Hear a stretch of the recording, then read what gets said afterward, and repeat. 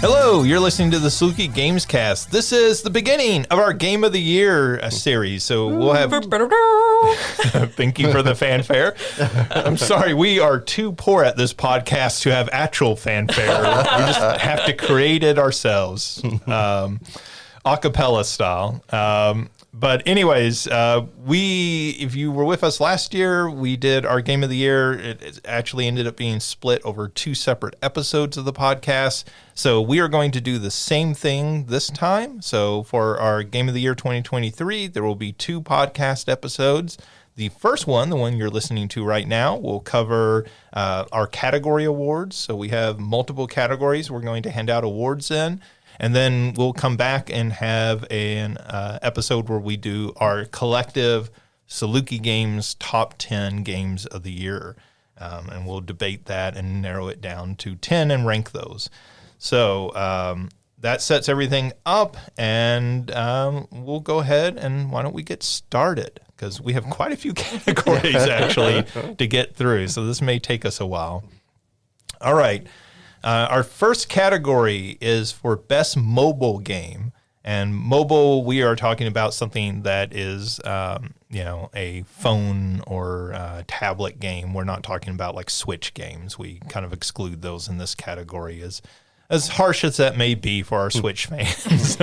We understand that's a mobile device. Yeah. Handheld versus mobile. Yeah, those terms mean something different, even though they are synonyms, basically. All right, so our first 2 nominees in that category are Connections, that is the New York Times puzzle game, and Final Fantasy VII Ever Crisis. And we should state here that the way we do this is we give 1 winner and 1 runner-up in each category. So we'll choose 1 winner and then also 1 runner-up. So we have 2 nominees, unless somebody comes up with a 3rd nominee while we're talking. Both of these are going to get awards, but only one gets to be our best mobile game of the year. So we'll open it up to discussion. What do you think? I will say I didn't play Connections at all, but I did sort of play Ever Crisis, if you can count it playing. But I think it is kind of fun to have all the... I think Ever Crisis still has potential as it gets more things on there. So that's my argument for Ever Crisis. It's laying the groundwork right now. It has potential. Like, I can agree that it has potential, but it was horrible. Yeah. We'll talk about how horrible it is. I had 5 minutes and I was like, no, I can't do this. I'm sorry. Like, I want to. I love Final Fantasy. I love Final Fantasy VII, but I just couldn't do it. Oh yeah. So let me ask you: do we even want it as a runner-up in that case? Is it that bad? Because we don't have to necessarily have a runner-up. I think it could be a runner-up because I think again the thing that it did do right in the first place was that immediately at launch, you had to play, quote unquote, through so much, but it did start building more Sephiroth lore at launch. So I think that does give it runner up, I think. So for our hardcore lore nerds, this is like a fantastic game. For our hardcore lore nerds, it lays the groundwork to be a fantastic game. Yeah, that's a big caveat. It has potential. Yeah. Like, the idea is fantastic. The idea is fantastic, and they ruined it with gotchas. Yeah. Yeah, so I'll talk about Connections, which this is a game that OJ, I believe you actually were the one who turned me on to, not Mario, who I tried to give credit to previously. Just rude. I will be sending hate mail to Justin.Young. Please do. I get enough already. I have a filter set up in my inbox just for the hate mail. Hate mail from Ryan's new email address at their new work. And I think the hate mail from Ryan is definitely going to OJ for all the beatings over the years. But anyways, yeah, so Connections, this is... New York Times weirdly has become a a mobile game powerhouse, which is weird to think of the New York Times as being a big player in video games. That was not on my 2020s bingo card. Yeah, and they had their crossword puzzle app for years, and then they bought Wordle, obviously, very famously, and and since then they've been building out this suite of we're going to have these little puzzle games every day, and each day we're going to put out a new one, and now they even have it. You can subscribe and get access to additional games or additional puzzles, I guess I should say, in those games. And OJ talked about connections, and I was like, oh, okay, well, I can give that a try. Like, Wordle, I, like everyone else, was really into for a short while. And I found myself playing connections now, and often just not even playing Wordle. So, like, this has become the, little puzzle game I play each day. This and their mini crossword puzzle that they put out each day. And if you're not familiar with connections, they give you a grid of 16 terms, and they form 4 groups of 4, but they don't tell you how they form together. So it may be something like these are all words that are related to gardening, or these may all be words that you would hear in a science class, or it was stuff like that. And so they can be very tricky. Like it's obvious some days they're intentionally trying to trick you, because the first word you'll see is like Ferris, and you're like, oh, Bueller. Well, okay. So is that a reference to Ferris Bueller, or is it a reference to the Ferris wheel? Right. And so your initial instinct may be Bueller. Okay, well, these are 80s characters. And then it turns out it's things you see at a carnival, right? Yeah. So it's very clever that way. And I think it's one of those games that's perfect for the phone, because it's the sort of game I can play while I'm in a waiting room, right? I can just pull it out, play it. It takes a couple of minutes, and it's not something that requires a whole lot of time investment or thinking about it. And it is very much addictive, just the same as Wordle before it. So that sometimes the categories are a little more complex too. Like when you were saying Ferris, so it could be spelled F-E-R-R-I-S, but the category could be something made of metal, or this sounds like something that's made of metal. So like Ferris, F-E-R-R-O-U-S, is something made of iron. Right. And then so it could be like, oh, this sounds like, So I don't know a lot of them until I look them up after seeing connections. So that's one of the things that I really like about it too. Does it ever do to like, oh, these are all Germanic words, or is that a little too intense? I can see that happening. Okay. I could see something like these are all cognates in Spanish or something like that, right? But yeah, it's that level of like sort of lateral thinking, right? Like it's not.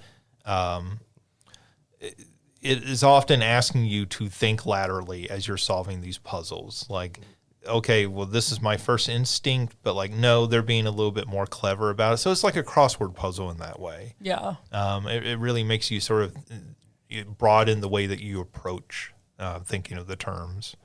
But it's probably the best thing I've played on mobile. Like, there's been other games I've played this year that I would play for a few minutes or play for a few days and was kind of into, but then, the sort of mobile game mechanics overwhelm them of, oh, you have to do this, and then it updates for 3 days, and then you come back, and those games always burn me out after like a week tops. And like, I can't recommend them for that reason. Whereas this, I feel safe in recommending to others. I feel good about that. I feel good about Connections being our top mobile game and Ever Crisis being runner-up. All right. So best mobile game of the year is Connections, and our runner-up is Final Fantasy VII Ever Crisis. All right. So our next category is best chillaxing game. So our best chillaxing game, I feel like this came about particularly because of of the pressure washer game last year. It was just basically, what's a game that you play when you really want to kind of relax? I almost said we should add House Flipper to this because that's the one I've been playing mostly. But then I was like, no, it's 2023 releases. Yeah. House Flipper 2 came out 2023. House Flipper 2 did come out. I didn't play it. Did I haven't you? played it yet. Okay. But. Yeah, House Flipper is another perfect example. I think last year when we were talking about it, I said these are podcast games.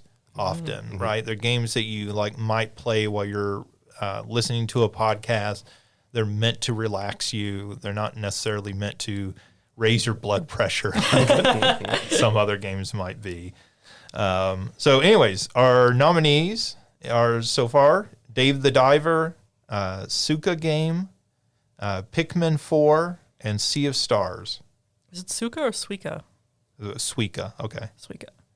Suika is what I've been saying, but I'm not positive. That may be right. There's actually a Suika game on mobile, but I think it's a knockoff. I've heard that the mobile one isn't as good. Mm-hmm. Yeah, I think it's a knockoff of the other one, or there's 3 or 4 different ones, so I don't know which is the real one. Yeah. And not the knockoff. So, any thoughts about these different ones? I think my inclination is Suika Game. I haven't played any of them, but I've watched Suika and Pikmin 4 and a tiny bit of Sea of Stars. And I think Suika is the one that even just watching other people play feels like a podcast game where I can watch it and be reading or watch it and be writing and stuff like that. Yeah. Wow, I can't imagine playing that game and reading at the same time. So I will say, I've never yelled at fruit as much as I have in Suika Game. I think it starts out as a very chillaxing experience. I'm just going to chill. I'm going to play some Suika. Yeah. And it does not end that way. So. I can agree with that. Yeah. That's fair. I haven't watched a ton. I've just watched some. Yes, I watched a ton of it on TikTok while I was going to sleep, and watching other people playing is very, very relaxing. Even once it gets to that time at the very end, and you're like, oh man, this is I can't get this anywhere else, and you're yelling at this little grape. True. But watching other people play it is really, really relaxing. Having played a little bit of it, it's pretty relaxing. It does get frustrating at the end, but it's relaxing, I think, in the way that Tetris is relaxing. And when you start a new game of Tetris, so I know Ryan was a big fan of Tetris as a relaxing game, right? And to me, Tetris is very relaxing until you get to whatever the highest level in that version of Tetris is, right? When you start getting to level 10 or whatever, and then it starts just becoming pure chaos, and you're okay, all of a sudden this became very intense, and my blood pressure rose playing this game. And so I don't know how to I think that's a good point, because I think it does get to that point of frustration, but I would say 75% of the experience is very relaxing. For me. But maybe OJ is playing, or sorry, maybe Mario is playing at a competitive level that about to get the world record. It's just the physics of the fruit just doesn't make sense half of the time. I can see that. Agreed. I'm just having more flashbacks to Fruit Ninja now. The one I would have added, but I just looked up and I guess it had come out in 2022, but I know, Justin, you played it for the first time this year, would have been Dome Keeper.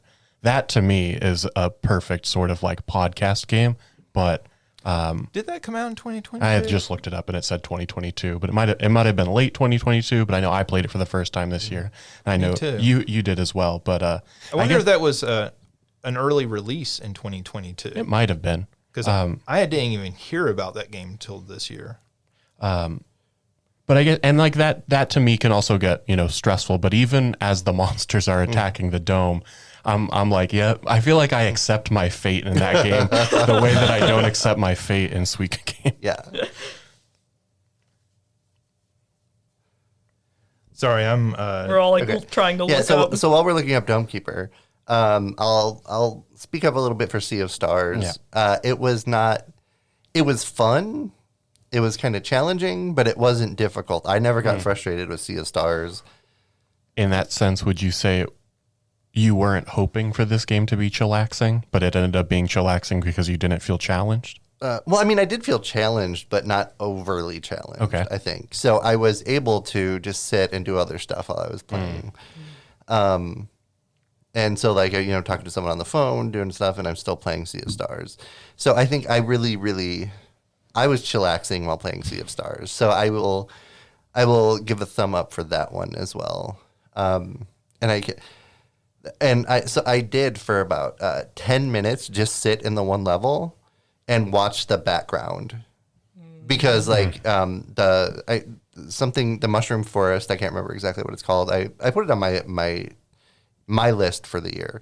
But when you're sitting and then like they're singing and the little like mushrooms in the background start singing, and I was just like chilling watching that, just loving it. So I think that is amazing. So I would give a thumb up for Sea of Stars. Yeah, I'll second that. And that, it's very much, we talked about hearkening back to those 16-bit RPGs, and like probably the one that most sticks out in my mind would be Chrono Trigger. And really with the look of the game, right? It's really more of a 32-bit game graphic-wise, but it's trying to capture that style of the 16-bit games. Yeah.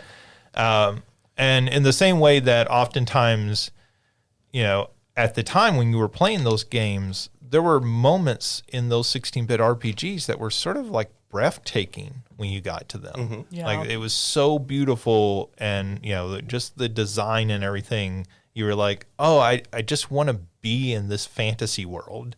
Yeah. And I think when OJ talks about that in this game, that there are moments in this game where you're like, oh. And I think the other thing is that it's a very sort of, I don't want to say easy, but like it has an easy point of entry in the way that a lot of those 16-bit RPGs did. And so I think one of the things that's happened with particularly, well, I would say all role-playing games, particularly Japanese role-playing games over the years, is that they've gotten more and more like less newbie friendly. Yeah. And this sort of harkens back to those games. And so that's why I actually did find this game fairly relaxing to play. So that's part of the reason I forgive OJ or I put it on the list, but that was part of the reason it's on there. I'll talk about two of the other ones on here because I'm pretty sure I added those. Dave the Diver maybe has the best loop of any game that I played this year. You going out and hunting in the ocean, and then you bring it back, and then you like cook it in your restaurant and you serve it to the customers. And it just is one of those games that is very just relaxing to play. It's not super difficult. It's not super stressful as you're playing. That loop is always fun because you're always sort of making progress forward in the game. It's a very good game, but it's also just a very relaxing game to play compared to some of these others where it's really taking all your skill to get through it. Dave the Diver is the sort of game I think I could recommend to most people, and they would be able to pick it up and play it. And the same thing for Pikmin 4. I've never been the biggest Pikmin fan, but like this is the best Pikmin game they've ever made. You always feel like the new sequel should be the best one they've ever made, but this is really the case. Like Nintendo has made their best Pikmin game. It's the most accessible Pikmin game they've ever made, which is why it's the best, because you're trying to make a real-time strategy game on a console, and that's always very difficult to do. And they made this one the most accessible, and it's Nintendo, right? So imagine Nintendo making a real-time strategy game. Like, what is that game going to be like? And it is with little, flower characters that you're directing around, and you're like alien dog that you're directing around. And they've taken away the time limit in most of the game. Yeah. which was always something that I think intimidated people and made it super stressful for people. And now that's gone, and it is just it's just one of those games where like you don't want to lose any of your Pikmin. It's pretty sad when they die. I can only watch no death runs of Pikmin because I get too sad. Well, in this one, their souls Yeah. leave their body when they die, Well, that's always been. which is like very disturbing. You just see their souls float up. Yeah, and now OJ has to look up this video. And so like there is some stress to it, but like I just feel like they've taken away every element in this game that ever made this series stressful. Like this is the most accessible, the most fun, the best the series has ever been. And I think, it is the most Nintendo-like it's ever been. And they like finally figured it out. They got the formula right this time. So yeah, I think it's a relaxing game for a big, what we would call kind of a AAA type game and everything. I feel like one thing that falls into a chillaxing game, at least for me, I know what it is for Suika Game, and it's very good. How is the music in the other 3 games? Because for me, the Suika Game song is the same loop. It's like maybe 15 seconds of a song. Right. But it is like a sigh of relief as a song. I feel like, that song starts playing, it's like, there's something about it. And it does absolutely get stuck in your head forever. But I don't know what the other 3, Yeah, I would say Dave the Diver, I don't think has particularly memorable music. It's fine. Like, it's not bad, but it's not particularly memorable. Sea of Stars has a very good soundtrack. I would hope so. Yeah, I mean, if you're going for that 16-bit Square Enix. Yeah. Well, I think they got the Chrono Trigger composer as well. Yeah, that may be right. Which yeah. again, I would expect it even aside from the case, but yeah. Yeah. Yeah. So it definitely has an excellent soundtrack. And Pikmin, I think, has a very good soundtrack. It's not as memorable as, like, it just doesn't have the memorable tracks in the way that a Zelda or a Mario does. But it is very good music. It is what you expect from a Nintendo game. Not to offend Alicia here, but it's sort of it's sort of like, I would say it's the music that I expect from a Kirby game. Like, Okay. it's very pleasing, but like it's not always necessarily super memorable.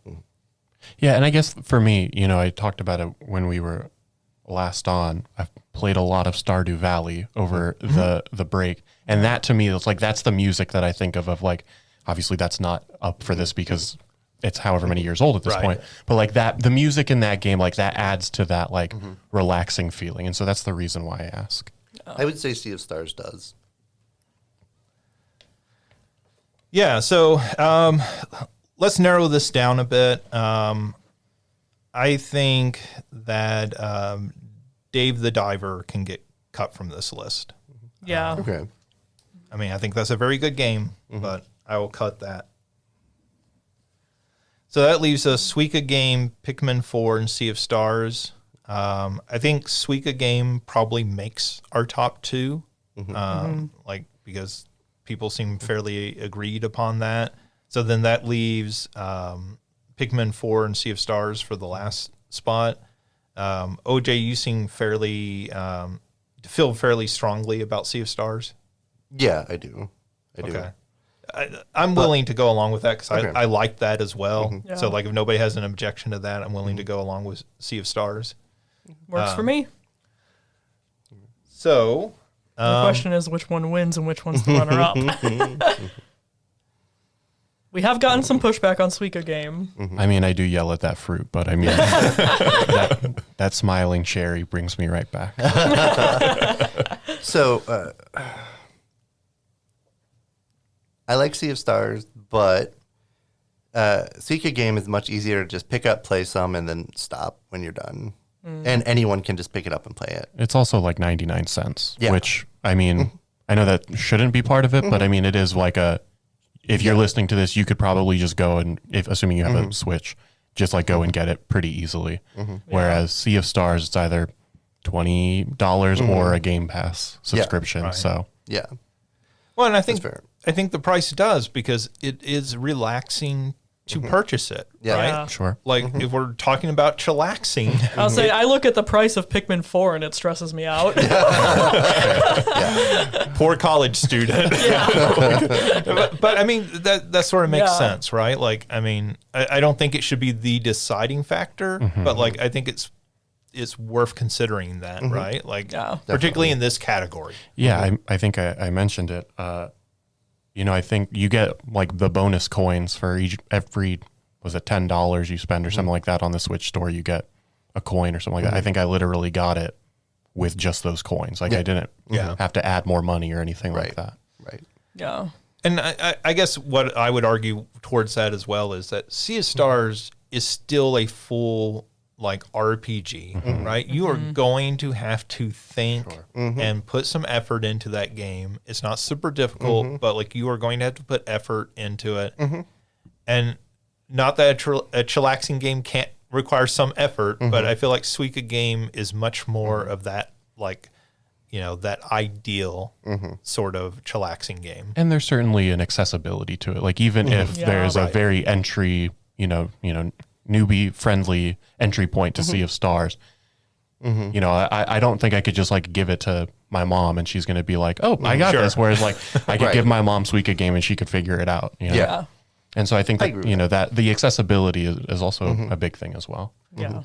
All right. So Suika game wins and Sea of Stars runner up. Yeah, that works for me. Sounds good. All right. So our second category is Best Chillaxing Game. Our winner is Suika Game with Sea of Stars as our runner up.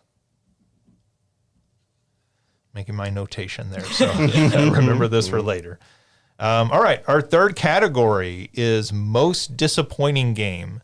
So this is not necessarily what is the worst game of the year or the worst game that we played. It is the game that we were most disappointed in. When your parents said, I'm not mad, I'm disappointed. We are calling these games into the living room after they've snuck out for the night, and we are letting them know how disappointed we are in them. So our nominees in this category are Redfall, Starfield, Gollum, Final Fantasy VII Ever Crisis, and Mortal Kombat 1 on the Switch, specifically the Switch version. We don't usually single out particular versions, but in this case, we're making an exception here. We have to for Mortal Kombat 1. All right. So, OJ, I'm guessing you probably want to talk about some of these. So I have very strong feelings about Mortal Kombat 1 on the Switch. I know You do? I know you might be surprised at that. Never would have guessed. But so here's the thing. Like I think I've said this before. I asked for it for a birthday present, right? And I asked for it on the Switch specifically thinking, oh, it's probably not going to be as good as, PS5, but it'll be okay. And it was not okay at all. And seeing it for like PS5 graphics, and then the Nintendo ones, it was horrible. And honestly, they could have fixed it by just making the full motion video go a little farther, right? But no, they stop it right at the beginning when people are saying their like catchphrases, and then it's just like it goes from like, oh, this looks great to like, what? And I recently saw a fan-made version of Mortal Kombat 2 where they had a bunch of extra fatalities, and the graphics on it were better than Mortal Kombat 1 on the Switch. Like the SNES graphics for Mortal Kombat 2, when a fan-made version looked better than the graphics of the Mortal Kombat's a AAA game, right? Yeah. Yeah. Then it's AAA game on a console. That's an ambiguous term to begin with. Yeah. So, and I couldn't play it. I couldn't, like, I finished the story, and then I can't play it for the rest of it. Like, I can't just keep on going through and playing it. And I was really looking forward to this. I love Mortal Kombat games. It was 10 or 11? 11. Yeah. Mortal Kombat 11, absolutely fantastic. Loved it. The story here was a little convoluted, but I really loved it. But I couldn't enjoy the actual fighting part. of it, like the fighting part of the game. Which is the most important part. Yeah. It's not a Mortal Kombat visual novel. Right, exactly. I have not been able to do all of the fatalities in this game. That's the first thing I do is because I want to see every fatality, and then I go through and do it. I couldn't do it on this game, so that's... For what reason? Well, so you have to unlock them, and Is that you the have... mashing game that you were talking about? No. Oh, okay. That was its own frustrating thing. But that's a Switch problem, I think, more so than Mortal Kombat 1. That's part of the story. Yeah. Right, where you do that. Yeah. But you have to like play and get coins, and you use those to unlock different fatalities for different people. And you have to go in just to like test them, to demo them. You have to go through a menu that takes a minute of loading time in between. Like you press it and you go, and then you go back and there's a minute loading time. Then you go forward to the next one, and it's a minute loading time. This is like Sonic 06 levels of bad. Right. It's just horrible. And they should never have released it. And I would have rather not been able to play it as much and get it on the PS5 than have it on my Switch so I could play it while I was like watching TV or something. And I was really, really looking forward to it. And like I might buy it for another console, but I don't also want to support them if they release the Switch version. Right. I think that's a strong contender because it's a game that you had every reason to think would be good and was good on other platforms. Yeah. Yeah. And it's just fundamentally like broken on this platform. Yeah. So I will say, I haven't played a ton of it, but I've played some of the Gollum game. That game's not that bad. People, there are haters everywhere. Did I clip into a wall unintentionally in like the first 15 minutes? Yes. But it's not, from what I've played, it doesn't seem that bad. And I also don't know if it can, I'm more disappointed that it's not as much of a train wreck as I was expecting it to be.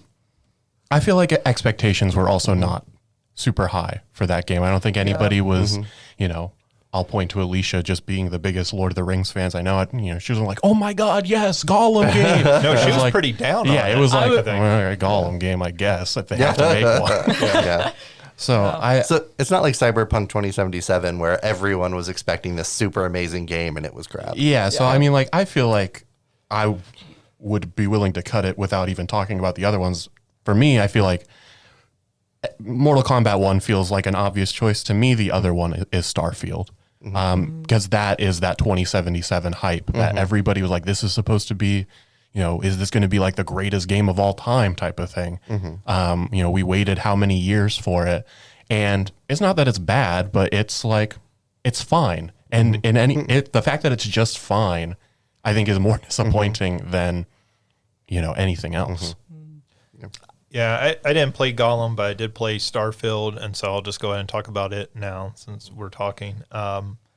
And yeah, it's not a terrible game.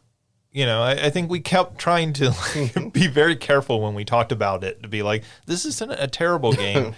It's just so incredibly like underwhelming. Like it is the most underwhelming game I think I played this year where my expectations for it, and I didn't even have the like stratospheric expectations. I think I had expectations more in line with, okay, it's going to be a Skyrim, but in space. And that's the thing is like for some people, it is absolutely going to scratch that itch. But I think it did not have the like widespread appeal that people anticipated. That like it wasn't to the level that Skyrim was when Skyrim first came out, right? Yeah, I mean, you know, it's been over 10 years and people are still playing Skyrim. Yeah. Right? Like, they're still releasing a new edition of that game every couple years. And people are like, an anniversary edition? Sure, I'll buy that. It's the 8th anniversary? Sure. Right. Like, I don't think they've done that, but, like, I wouldn't put it past them. It's the 11th year anniversary. Yeah. Like, buy this new version. And, Also, Skyrim had this whole amazing meme coming out of it, like the Fusroda stuff. Yeah. Like they show up in my memories, and I'm like, oh, I'll watch all the way through this. This is amazing. And Starfield does not have a good meme with it.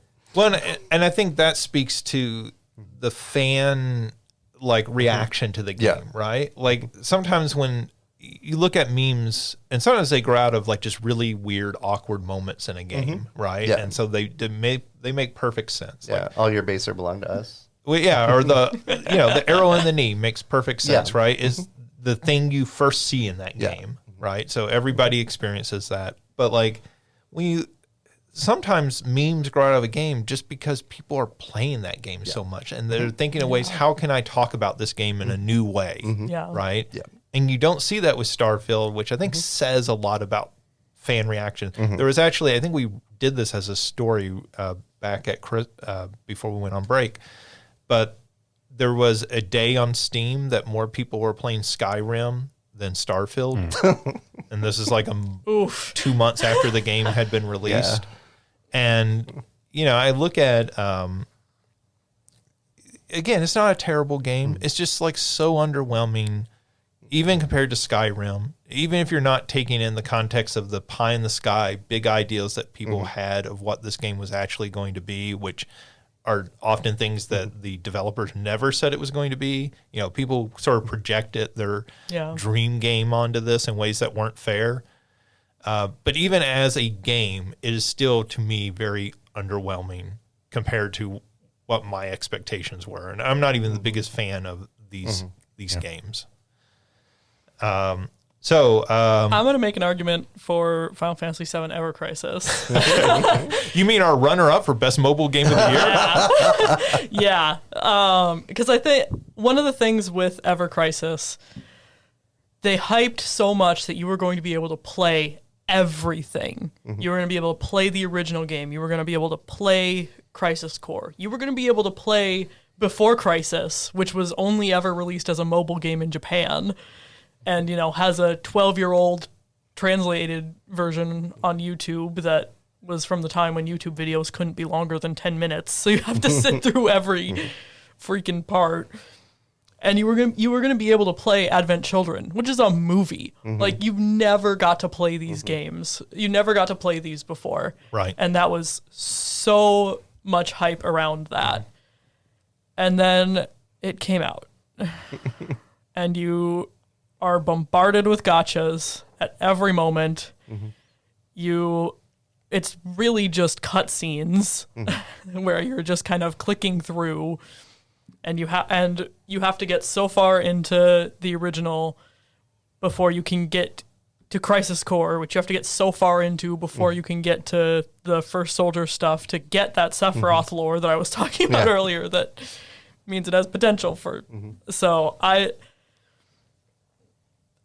think that one for me was a big fall, where I was like, like Mario said, I wasn't particularly excited about Gollum in the first place, and I have watched really interesting video essays in the time since, like talking about how it's not as bad as people made it out to be, and how Gollum does do some interesting things. But like Ever Crisis, I was so excited for. I was so hyped, because Before Crisis, I've sat through all 120 10-minute videos multiple times, because it gives me Rufus Shinra lore and it gives me Turk lore, and that's what I'm here for. And like, to be able to play Adventure, I was so excited, and it just crash and burn. Let me ask, does anybody feel strongly about Redfall? No. Okay. Even though wasn't that the one that the Xbox president apologized for? Yeah. And it is from Arcane Studios, which has a extremely like great track record up until now. Yeah. So it is, I think, a disappointing game, but I don't think it had the expectations of some of these others on them. So that leaves Starfield, Final Fantasy VII Ever Crisis, and Mortal Kombat 1 on Switch. I think Mortal Kombat 1 on Switch makes our top two. It has to be. So we're cutting Gollum? Yeah. Since expectations again? Yeah, I mean, I don't think anybody had really strong expectations, and Mario says he actually it's not as bad. It's not as bad. It's maybe not good. Yeah. Let's not go that far. But yeah, I think Okay. I don't think I can be super disappointed in a game that I had no expectations for. Yeah. That's fair. So that leaves Starfield and Final Fantasy Ever Crisis for the final spot. So So for me, Starfield had a much larger audience that was disappointed in it, but Final Fantasy VII fans were had much higher expectations and were crushed with it.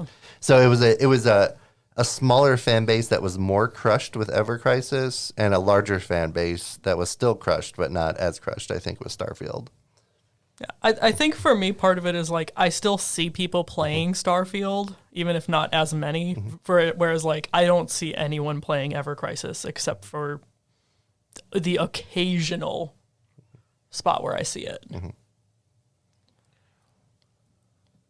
Go ahead, Mario. No, I don't. Well, I'm just trying to figure out how to phrase this because I don't necessarily want to dismiss anybody's feelings.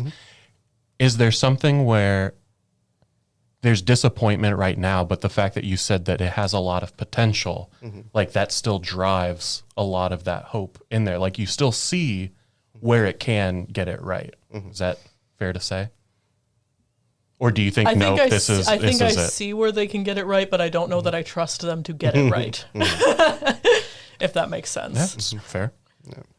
I mean, I think the same Which I think argument. is where I'm more disappointed. I think the same argument could be made about Starfield, right? Like Yeah. they could continue to patch this. This could be a Cyberpunk 2077 situation. I think the game is more inherently flawed than that. So I don't think this game ever gets a turnaround at that same level. I could be surprised. Like obviously games have done this in the past. Yeah, I mean, just the scale, like, it's hard for me to take Final Fantasy over Starfield because I feel like Starfield disappointed like the entire industry. Like this was a game that before the year began, people were expecting to be a Game of the Year candidate. And by the end of the year, no one was talking about it in that conversation anymore. Yeah, I just remember after Tears of the Kingdom came out, everybody was like, well, hold on, before you crown it, we still have to see Starfield. It was obviously we didn't need to wait to crown it because Baldur's Gate ended up, taking, filling that void. But I mean, people expected that to me demonstrates the expectation that Starfield had, is that what I imagine is a game that will be very high on our Game of the Year list and everybody else's Game of the Year list in Tears of the Kingdom. We were willing to like give that pause for Starfield, and it came nowhere even close. I think that's valid. Yeah. And so I At think least widespread when I say nowhere close. And if we're being honest, I've been disappointed with Final Fantasy mobile games over and over again. So I wasn't as disappointed with this because I was kind of expecting it. I think that's valid. All right, so are we saying Mortal Kombat wins and Starfield is our runner-up? I think so. That's fair. All right, so our most disappointing game, the winner is Mortal Kombat 1 on the Switch, particularly. What was our most disappointing game last year? Was it When I Was Also Burned On? I think it might have been Final Fantasy Origins. I think it was Chaos. Stranger of Paradise. Okay. And Starfield as our runner-up. I'm just the most disappointed gamer, I think. I think what we're learning is you need to set your expectations lower. Fair. Lower your expectations a lot. But I also think it's like you are a very passionate gamer. Yeah. So like passionate people are much more likely to be disappointed. I say that in jest, of course. Yeah, of course. All right, our next category is the most aesthetically pleasing game of the year. So just to give you a little bit of background on this, I think this was our best looking game of the year last year. And then we changed it during our discussion that aesthetically pleasing makes more sense as a title, so that this isn't the game that necessarily has the best graphics, but like the overall package of how this game looks is, because a game may be particularly very stylish, right? Sea of Stars is on this list. Nobody would say that's the best looking game, but it is a very pleasing game to look at. So just to give a little background on that, our nominees are Thirsty Suitors, Hi-Fi Rush, Sea of Stars, Final Fantasy 16, the like non-disappointing Final Fantasy, and Alan Wake 2. I'm going to throw my vote in behind Sea of Stars here because I think part of aesthetically pleasing, like Mario was saying about the chillaxing part of it is that it's the whole package for me. And like I think about, you know, OJ talked about sitting on that one level and just watching it for 10 minutes. Right. And I think it evokes that sense of games from my childhood that makes me very happy.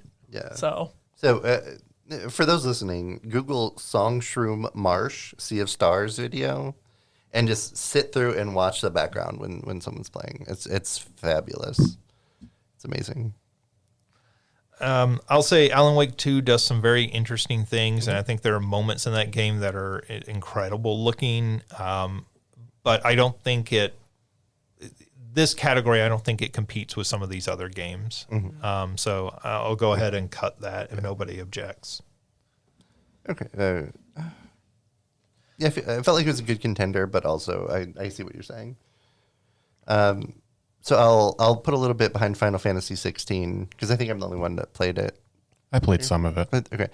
The battles between the icons are fantastic. It's some of the best graphics and the best, most aesthetically pleasing stuff I've seen in any video game ever. The game itself I wouldn't put on a top list, but aesthetically pleasing, I think that it was just fabulous. My favorite part of almost any Final Fantasy game is the summons, and so they're amazing in this game. I mean, the rest of the graphics are great too. Like you can see the pores on the skin and everything. So like, you know, so very tight graphics, but it's just beautiful. I think this may be the best looking like AAA game we got this year. Oh yeah, yeah. Yeah, I was gonna say sort of the same thing about Final Fantasy as you were saying about Alan Wake. Alan Wake was like it's a beautiful game and it does some, you know, the landscapes, the people are beautiful in it and all of the above. I hadn't considered the icon fight, and so that is definitely I think it makes it worthy to be on here because I would have been ready to cut it. So that's a really good point. I would probably throw some oomph behind Hi-Fi Rush. I think that it's got the sort of the visual aesthetic to it. It has the music, and when those two things sort of like come together as a rhythm game, there is something very pleasing about hitting those attacks on the time and on the beat and on the rhythm. And I feel like if we're thinking about like the aesthetics of it, that is a game that when it hits, you really feel it in a way that, granted, I haven't played really much of the others, but that to me would put it high on this list and really like feeling all of those elements come together. Yeah, I feel like I did play quite a bit of Hi-Fi Rush. I liked that game quite a bit. I feel like it's the game that most does what, like... I feel like that's the kind of game that we've changed it to aesthetically pleasing for. Right. Well, yes, absolutely. But like Jet Grind Radio, like when that game came out, or Jet Set, I can't ever remember which is the U.S. and which is the Japanese name. But anyways, when that game originally came out, it just looked so cool. And there was nothing that had ever looked like that game when it came out. And like, to me, no game has ever really recaptured the like vibe of that game. Hi-Fi Rush comes the closest. So did anybody here play Bomb? Was it called Bomb Rush? Cyberfunk? Yeah. I had a friend who played it who really liked it, and it's been on my like to buy list. And over all the sales, I had wanted to buy it, but I don't know if anybody else here played that one or not. I did not. Okay. I'm sort of the same way. I meant to play it, just not the time. Want to, but I would agree. Like that was what the comparison everybody was making was the Jet Set radios when Hi-Fi Rush had come out. Yeah, and I think you're right. When it's doing on the music and the like world is sort of beating along with you and everything, that game just looks cool. Yeah. Right? Yeah. And I think in that way it pulls that all together. Like we have a category later, most stylish game, which this will also come up in. But like, it just looks really good. And I think it looks better than, I think I'm the only one who played Thirsty Suitors. That's a very cool game. It looks very good. I don't think it looks as good as Hi-Fi Rush. So I'm happy to cut that. I did want to like just give it a shout out on here, but I am much more team Hi-Fi Rush Yeah, I haven't played it, but from what I've seen, Hi-Fi Rush is amazing, so I'm fine putting that in top 2. So it sounds to me like Hi-Fi Rush and Sea of Stars are our top 2, because I think what I'm hearing with Final Fantasy 16 is like it's all beautiful and well done, but there's specific moments that are aesthetically pleasing, whereas Hi-Fi Rush and Sea of Stars are just aesthetically pleasing throughout. Yeah, okay. I would leave that to OJ for his feelings on Final Fantasy 16, but I think that's a fair assessment. Oh, no, I agree 100%. It's beautiful, but it's not like I'm not looking at the background all the time. Like those certain fights are really great, but I think you hit it on the head. I think, like we said, it's the best looking AAA game of the year. Yeah. But it is probably not as consistently pleasing as these other two games. And so I would put these other two games ahead of it. So who do we want to win? I would I'm really torn on this one. I like feel like both of I this these. think you were well, I don't know if did you play any Hi-Fi Rush? No, but I've seen it. I think Okay. it's amazing. Okay. Yeah, I was gonna say I've only played a little bit of Hi-Fi Rush. I really want to get around to Sea of Stars, but I would default to you considering you played both of them. I feel like this is one that I'm happy with either winner. Same. So I think that Sea of Stars is more aesthetically pleasing to certain people who have played the 16 and 32 bits rather than everybody. But Hi-Fi Rush, I think, would be more generalized aesthetically pleasing. Yeah, I don't know. I get your point. Yeah, I think that's a valid point. I sort of maybe lean a little more towards Sea of Stars because I think it's just a prettier overall game, whereas Hi-Fi Rush is much, I think it's going to be in the competition again when we get to the most stylish game, right? And so I think it may be, Sea of Stars may beat it out slightly in aesthetically pleasing, but obviously Sea of Stars I don't think is going to compete with it in style. Oh, absolutely, yeah. So I think I think of aesthetically pleasing as like cozy in a way, and I don't think of cozy with Hi-Fi Rush. Okay. I do with Sea of Stars. I could see that. All right, so most aesthetically pleasing game of the year is Sea of Stars with Hi-Fi Rush as our runner-up. All right, our next game, and there's only 2 nominees, so this should go quick. We'll see. We've said that before. Best Game with Friends, and our nominees are Lethal Company and Jackbox Party Pack 10. I feel like the Jackbox games always get nominated in this category because they generally are always good. I will say that Jackbox Party Pack 10 had TKO 2 in it, which if you've ever played TKO, is like one of the best Jackbox games they've ever made.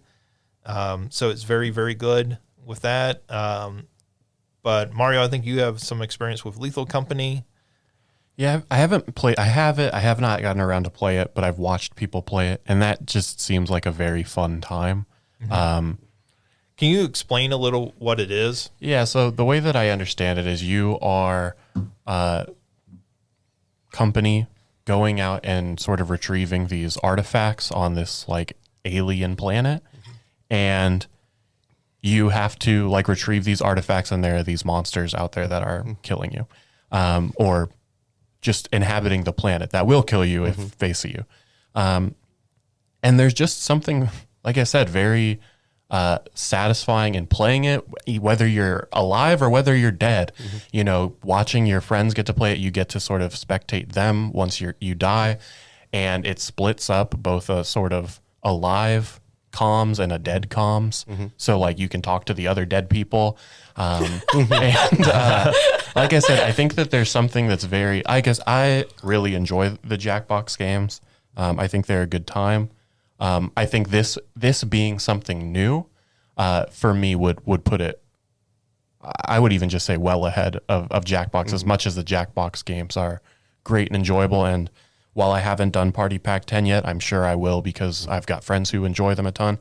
And my guess is I will probably, over the course of my life, play more Jackbox Party Pack 10 than I will Lethal Company. But I think, like I said, doing something new, I would put Lethal Company up at the top for this one. I think that's a good assessment. I would agree with that.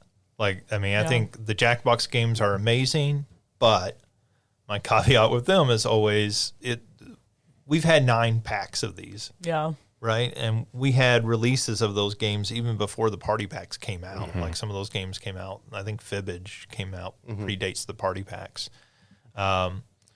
So we kind of know what you're getting with a new party pack. And, it's always like, oh, well, 2 of these are really good. And 2 of these are kind of, we're never going to probably play these again. And I think Lethal Company feels like something new and fresh in that way. And so, I would lean towards it. Sounds good to me. I can agree with that. All right. So Lethal Company, let's see. Best game with friends. Your winner is Lethal Company with Jackbox Party Pack 10 as our runner-up. All right. Our next category is Best Retro Bone. So this is kind of a joke with the title, like retro games are often forgotten and ignored, and occasionally somebody throws them a bone. So that's where the title comes from. So these are games that are either repackagings, maybe a remaster, maybe a re-release of a game that we felt really stood out this year. So our nominees are Metroid Prime Remastered, The Making of Karateka, System Shock, Resident Evil 4 Remake, Super Mario RPG, and Kirby Return to Dreamland. Is there like a subtitle? Return to Dreamland Deluxe. Deluxe, okay. Because Return to Dreamland was the Wii game back in 2008. Yeah, and System Shock, I think, is just called System Shock, the re-release of it. And I'm not actually sure Resident Evil 4 has the term remake on there. But, I think it does. Yeah, sometimes these get a little confusing. We are talking about the re-releases that came out this year. We're not talking about System Shock, a game that came out in like 1995. Or Karateka, a game that came out in like 1984. I'm going to throw my vote up for Kirby Return to Dreamland Deluxe. This is one that I think does a really great job of both bringing the original game back and, getting to play that and getting to have fun with that, but also having an expansion in that they added in the Megalore Interdimensional Traveler kind of post-game. That way you get the chance to play as Megalore, kind of like regaining his powers, sort of turning to the good guy side. And that not only gives you kind of the nostalgia from, all of his moves and attacks that he's had from the beginning, but then also kind of throws back a little bit to the Kirby Star Allies game with how you play as him and his controls for using his different moves. And of course, with any Kirby game, they have all the mini games, and that's always a good nostalgia itch. So that I think that Return to Dreamland Deluxe is amazing. How long was the new content in that? Probably like 2.5, 3 hours. Okay. So it's a little bit of an epilogue, but it's not like a full new game. Right. It's an epilogue. Yeah. I'll talk about a few of these because I think I'm the only one who played them. So The Making of Karateka is from Digital Eclipse, the people who did Atari 50 last year. This is using basically the same engine as that, the same presentation. The difference is where that was looking at sort of the history of Atari as a publisher. This is very focused in on one game, Karateka. But they expand that out to look at, okay, well, how did this game come about? Like, what were the early prototypes like? What were other games that he was working on prior to this one or at the same time as this one? What did they look like? And much like Atari 50, but like even more in depth, this is an incredible insight into how a game gets made, right? Like this is trying to explain to people, sometimes difficult. Somebody said, oh, it's like a coffee table book all about the game, but it's interactive. And I was like, yeah, that's a pretty good way of looking at it and thinking about it. And the thing I'll say is nobody else, this is the first in their Gold Master series, I think is what they're calling it. Nobody else is doing this in-depth look at the making of these old retro games. And like when you start thinking about a definitive re-release of a game, it won't ever get more definitive than this. Like nobody will ever put out a better edition of Karateka than this version. Yeah, I remember when you talked about this when you played it however long ago. And to me, this game seems like the epitome of this category. I think that this is a easy, at least in the top 2. I know we haven't talked about most of the others, but like I said, this is a game that while I haven't played it or looked into it all that much, just you talking about it back then and again now, I would have no problem. I feel like it belongs I feel like we in the can top. fast track that one. Yeah, and I don't want to get into the habit of where we're just like, okay, well, whatever Digital Eclipse puts out this year automatically goes on the list. But like, it is like after they did Atari 50, it was hard to imagine, well, how do you top this? Sure. Yeah. And they topped it by going smaller and focusing just on one game and actually made a compelling package of that in a way that I really would not have thought they could have. Like it was a 40-year-old game that, they're doing this with. So it's kind of amazing in that way. I played System Shock. To me, this is one of those games that I missed originally when it came out on PC. System Shock was highly influential. Games that came after this, like Half-Life, and obviously things like BioShock, which is the sort of spiritual successor to the original System Shock, have been highly influenced by it. Basically, all first-person games have been highly influenced by the original System Shock. And they managed to update this in a way that makes it more accessible because, going and playing a PC game from the 90s can be pretty challenging these days. But they also retained like the way that original game played, and they retained in a lot of ways the way that game looked. So one of the neat things that they did is when you're kind of far away from enemies, they look more modern, but as you get closer, they kind of pixelate in the way that they did in the 90s when you got close to them. Think of Doom when you would get close to an enemy in Doom, how it looked. And that's a really cool visual touch for the game. So I think that's really cool. And then Metroid Prime Remastered. At the beginning of the year, I know I was like all up on this game. I think Metroid Prime is one of the like all-time great video games, and this is a fantastic remastering of the game. Adding dual stick controls finally helps quite a bit with that game. I don't know if it's as an amazing re-release of the game as it is. This is an amazing game to begin with. Yeah. And like we've updated it and made it more modern, and that's fantastic. But, is a lot of that appeal just like, oh, this is an amazing game to begin with. And that's where I would maybe, propose cutting Resident Evil 4, just from the conversations that we had about it regarding Game of the Year. Resident Evil 4 is an incredible game. The remake looks beautiful. I'm sure it plays as incredibly as the original. But 4 in particular, compared to the other 2 remakes, or I guess the other 3 remakes that they've done, 4 was already that sort of action-adventure game. So this is not a remake in the way that Resident Evil 2 was a remake. Right. That changed the formula of that game almost entirely when you were playing it differently. Or just 2 felt like almost a new game. Exactly. Yeah. I guess that's more what I mean. Whereas 4 is a remake of a fantastic game. Right. But one of the best games ever. But I don't think it, didn't necessarily do anything incredible or new with it. And I mean, and I guess you could say the same thing about, Super Mario RPG does do some new stuff, and obviously it looks completely different. But I would throw some weight behind Super Mario RPG just for the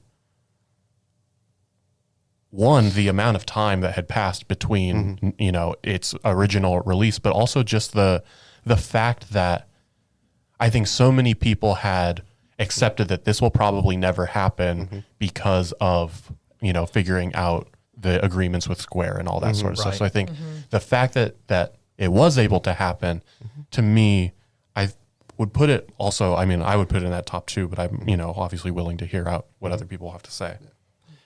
So, first let me say Super Mario RPG is one of my favorite games of the year overall.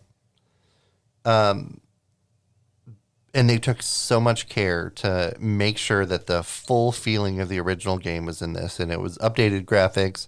Everything they added was made it better. They updated the battle system a little bit. They made like little hints. If you keep on messing up, it'll be like, oh, here, this is when you actually have to do it, right? They had the updated songs, and you can go between the retro and the updated ones, and everything they added was a compliment to it and honored the original. But the reason I would take it off of this list is because there wasn't a lot of new stuff that they could have added, right? Yeah. So I wanted to see a little bit more added at the end, but there was just like 5 boss fights where you fight the bosses again. When I went through that took me less than an hour of extra content because I played through everything else in the full game. And I love it. It's one of my favorite games of all time. It's one of my favorite games of the year. But as far as a retro bone, I feel like they did it and then we're like, okay, here's something for you fans. Like you can take it without adding anything extra at the end. Like I was expecting a new level or a new area or something like that. Yeah, but did any of these other games do that? I mean, did Metroid Prime add new areas or anything like that? Kirby did. Right. I mean, but is this Kirby also a remake of a remake? No. Return to Dreamland was an original on the Wii. Okay. I'm thinking of a different. I thought this was like the remake of the remake that they made a while back. It is difficult to keep the Kirby chronology straight. And the titles do all blur together. Right. Yeah. Which I mean, I am fine with Super Mario RPG being there too, but I think Kirby Return to Dreamland added a lot more new stuff that was honoring not just this game but other games, and making of Karateka was added all of the documentary style stuff and all of that. The thing I'll say about Super Mario RPG that I give them a lot of credit for was that original game has an iconic look. It has that SGI pre-rendered, Donkey Kong Country look to it that I think is so much part of the charm of that original game, and that it was such a challenge to how do you update those graphics. Yeah, and they don't look like that. They could have mimicked them and made them look even closer to that, but like they kind of were like, okay, well this kind of harkens back to that, but it's also kind of a slightly different style of its own. Yeah. And I think that game looks amazing. And like comparing that to say Metroid Prime Remastered, which is a very nice looking game and got a nice graphical polish to it, but it doesn't look like an entirely new game. Whereas when I looked at Super Mario RPG, I was like, okay, this looks like a game that could have been made today. And like you wouldn't necessarily look at it and say it's a retro game. And so I think that's a lot of work that they deserve credit for. I'll add to that, my understanding is that Kirby did the same thing. They redid the graphics. They redid the graphics and shifted it to cell shaded. Yeah. And which I know some people were unhappy with, but it was, I will say the cell, because I got the game for Christmas, so I finally was able to play it. It's not as distracting it's not distracting at all, really, when you're playing it versus when you're watching the trailers and you're like, oh, that's different. Yeah. When you're playing it, it doesn't distract from the game. I guess, and like I said, my only thing about Kirby as well is we get these Kirby remakes a lot.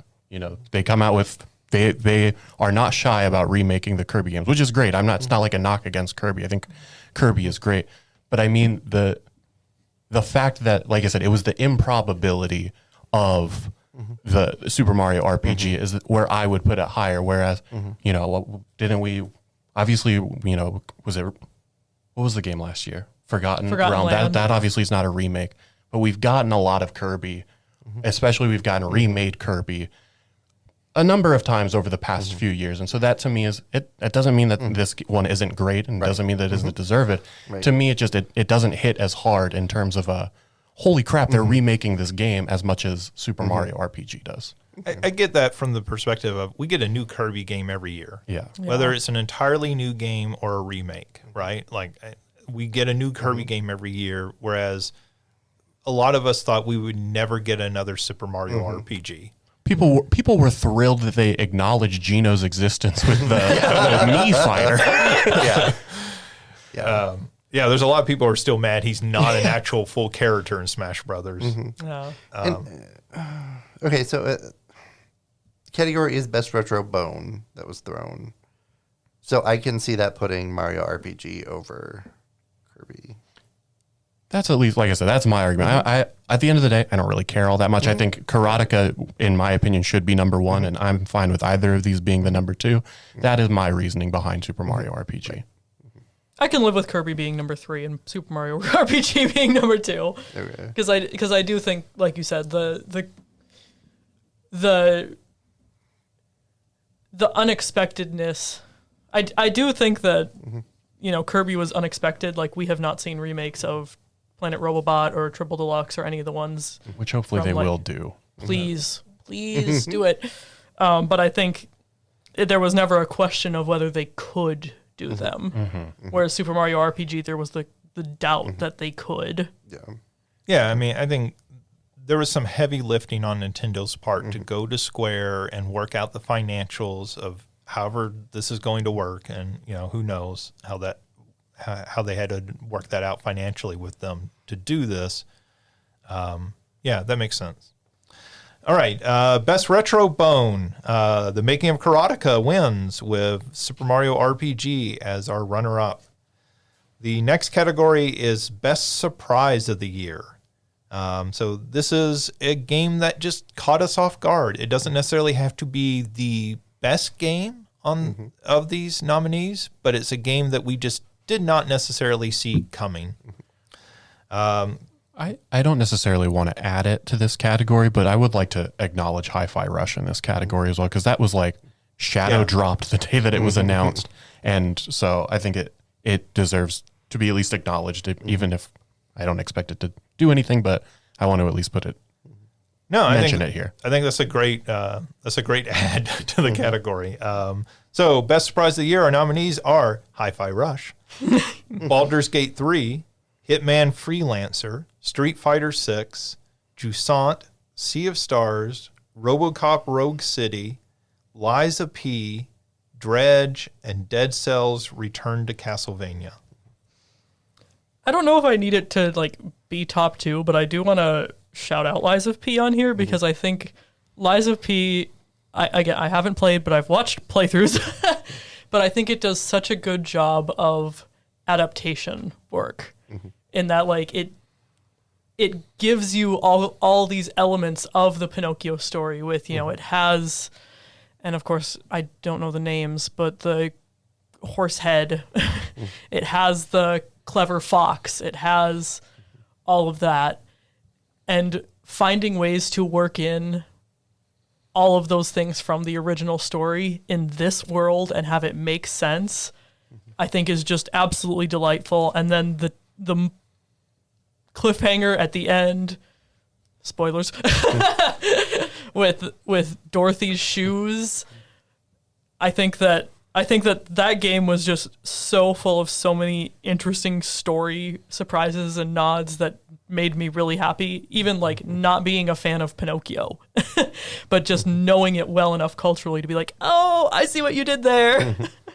Yeah, and I think one of the nice things that I think makes it fit in this category is there have been other attempts at Souls-like remakes. And so I think if this one didn't hit, people would have been like, okay, it was almost like this looks really cool, and people had anticipation behind it, but I don't think people were tempering that based off of just past experiences. And so the fact that it did hit, I think, was a pleasant surprise for a lot of people. I'm going to take Sea of Stars off here because we had seen a lot of Sea of Stars before this year. We kind of knew what it was going for. We didn't know it would be as good as it is. This Sea of Stars is oh, thank God that it's good, right? It's not a surprise, but it's just that's a game that I could, in a different world, it wins most disappointing game because it does not fulfill all of what people were hoping it was going to fulfill. It is. I left it off. I left it off the list. WrestleQuest. That should have been most disappointing game. But like, yeah, I mean, it sort of was in that same position as WrestleQuest. Like, oh, okay, this is a really clever idea. Like, and this looks good so far. And then that game went off a cliff where Sea of Stars soared. So I would take that off the list. I would also take Street Fighter 6. That's off what I this was list. thinking. Only because here's what I will say, and this is why I put it on this list. I have not really liked the Street Fighter games since Street Fighter 2 a whole lot. I've gravitated more to other fighting games, and I'm not a huge fighting game fan to begin with. But this one actually recaptured a lot of what I love about Street Fighter 2 and the feel of the game, and then just like all the stuff surrounding it with the single player mode where you're kind of going out and exploring Metro City and all that. So it was a very surprising how good that game is, but it's the next Street Fighter game. I don't think anybody's shocked that it's a good game. I would say Ryu had the biggest surprise this year, but not the best surprise. Let's see. Other things that we can cut off of here. I don't know. I heard a lot about Dredge before it had come out. So like there was like, people were excited about it. And I feel like it satisfied people's expectations. And so maybe I wasn't surprised that it did so well. I can understand if you were not aware of it and it sort of came onto the scene.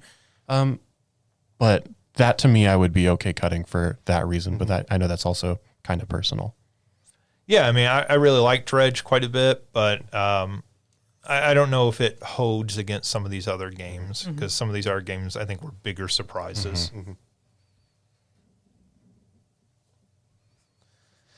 Let's see. I'll talk about a few of these because I may be the only one who played them. RoboCop Rogue City is the best RoboCop game that's ever been made, which is not something I thought I would say in the year of our Lord, 2023. 2024. Well, yes, but it came out in 2023. I didn't think I would get a new RoboCop game and that RoboCop game would be good, and it is quite good. So I was very surprised by that. Jusant is a very fun little game, and it was very surprising. I don't know if it's as big a surprise as some of these others. So that may actually should be cut. Hitman Freelancer was, we got Hitman 1, 2, and 3. They did the reboot of Hitman. It's amazing. They did 2 sequels. They're both amazing. And then they combine all those into Hitman World of Assassination. That's an amazing value to go out and buy that now for $60 or less on sale. And you're getting 3 amazing games of content all in one package. And then I kind of just thought it was done. They had kind of like signaled, we're moving on. We're working on our new projects, that James Bond game they're doing. And then they were like, oh yeah, by the way, we've added an entire new mode to this game this year. And that new mode has turned Hitman into a rogue-like, where you have just random missions with you have to kill this random person in the level, and you have to use this weapon, and you have to do this. And that's amazing to kind of just completely rejuvenate that game and make it feel brand new. And they added you have your kind of hideout base that you get to decorate, which adds a sort of weird Animal Crossing element to Hitman, which I also was not expecting. And so to me that, we're going to talk about this game later in some other categories, but I just was not expecting that at all going into this year. That was one of the least expected things to have happen. And the last one I'll talk about here real quick, because I don't know if anybody else played Baldur's Gate 3? No, not yet. I didn't play it, but I was gonna say that one feels to me like it should be, because I mean, everyone's playing it. My friends who have never picked up a video game are playing it. I started with Gollum because I figured I wouldn't put Baldur's Gate down. So let me get this one done first. Way to prioritize there, Mario.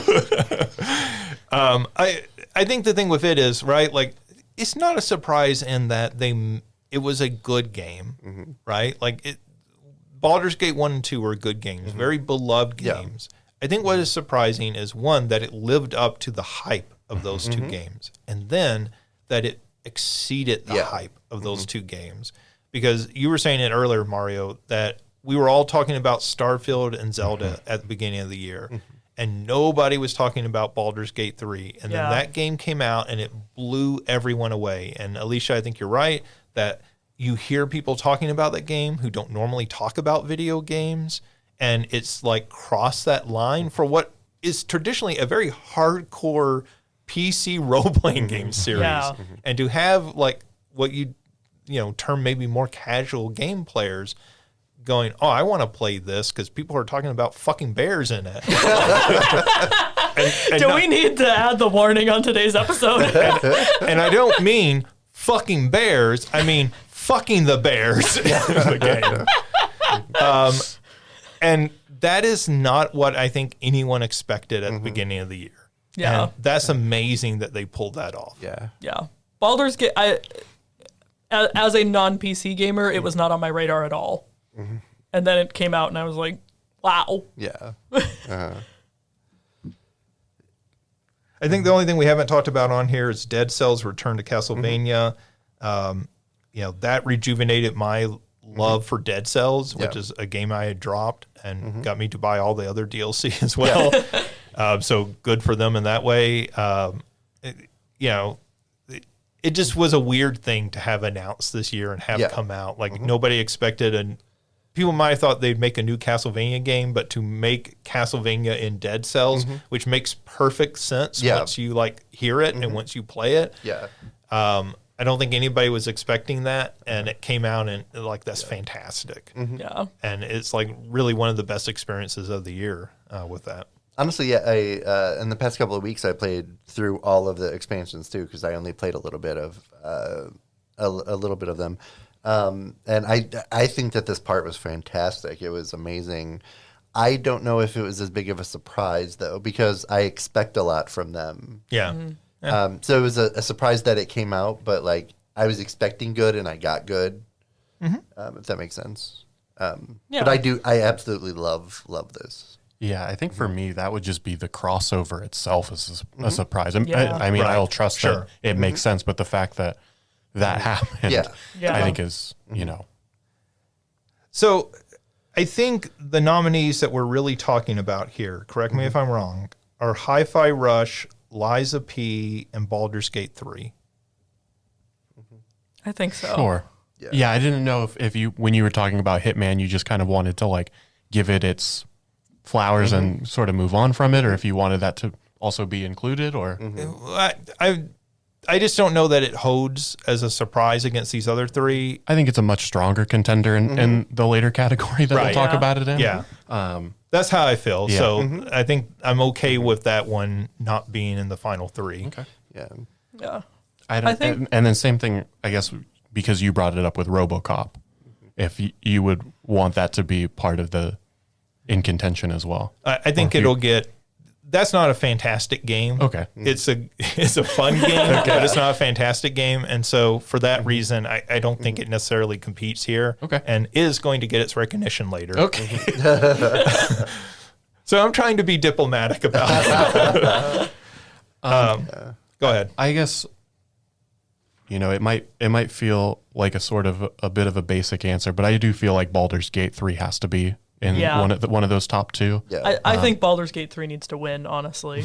I would probably agree with that. I would be fine with either of the other two. I think Lies of P is very cool. I think personally I enjoy Hi-Fi Rush more. So I would want to see it.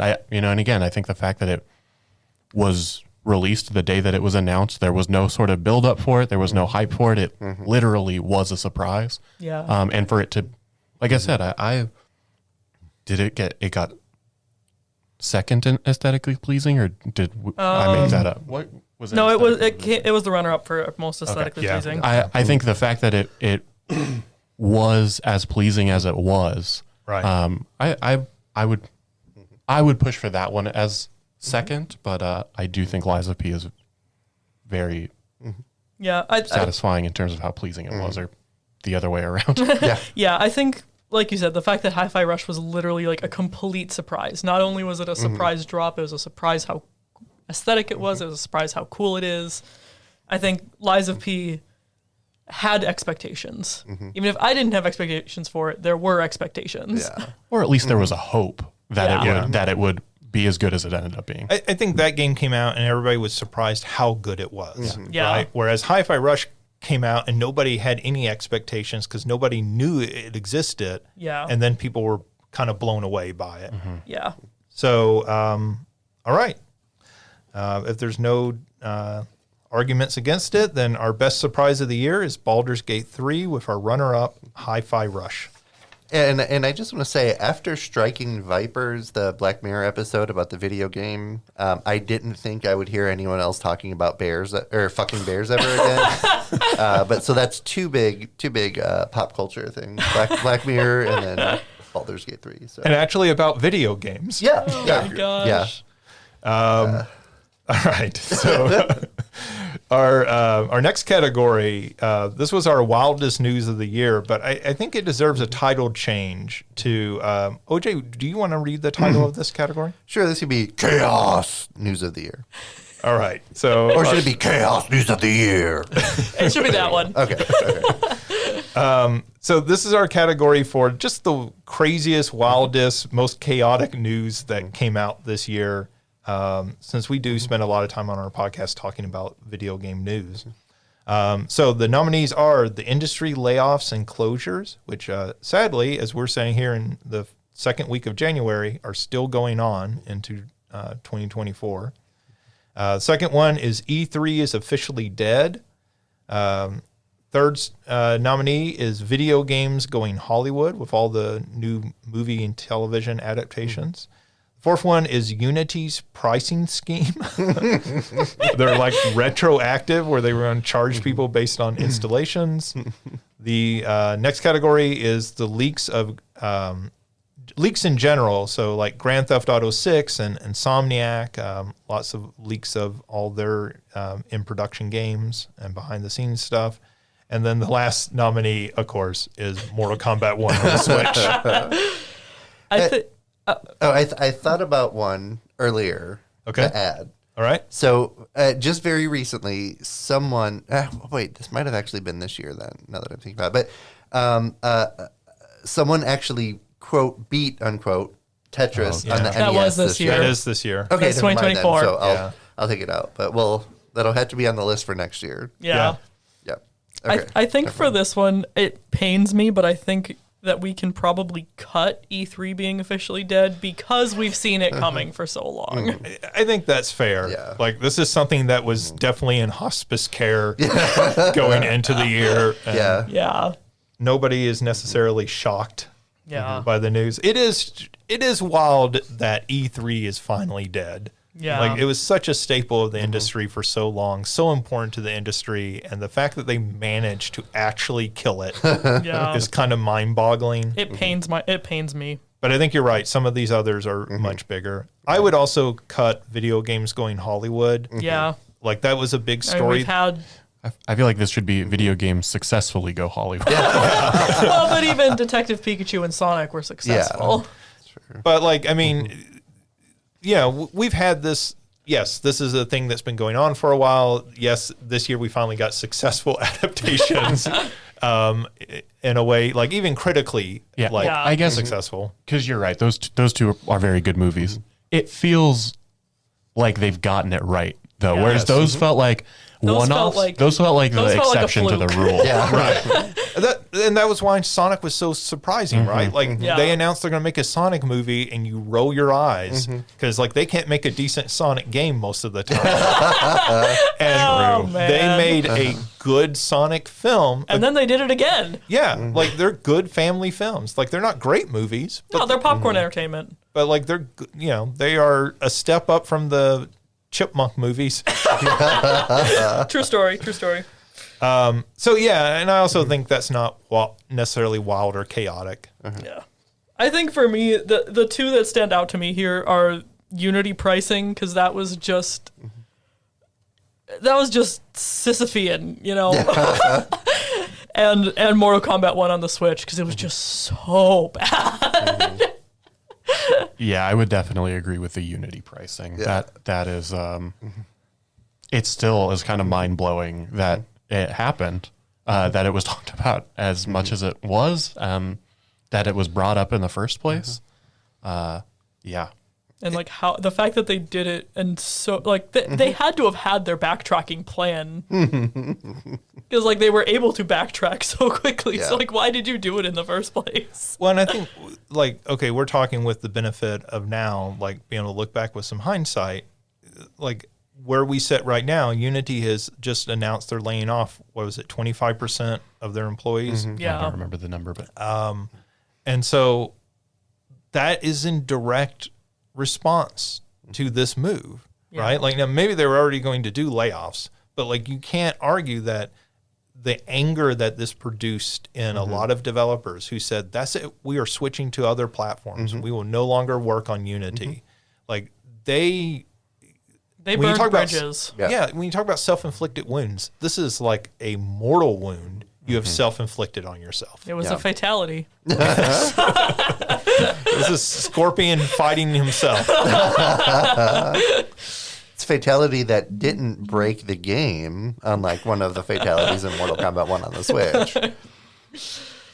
Yeah, the other one I would argue a bit for is the layoffs and closures in the industry. I think that's been so brutal this last year. Every week on this podcast, we were talking about new layoffs, and the fact that that has now even continued into 2024. Yeah. Again, like, we can't not talk about what we know is happening. Like, it's not ending anytime soon. It doesn't feel like. yeah, it's Twitch just announced. Twitch Was laid it off, like- 35% or something like that? Yeah, a Was it huge that one. high? It was Yeah. very high. Oh my gosh. It was dramatic. And like, it feels like this is, you know, last year was one of the best years ever for games.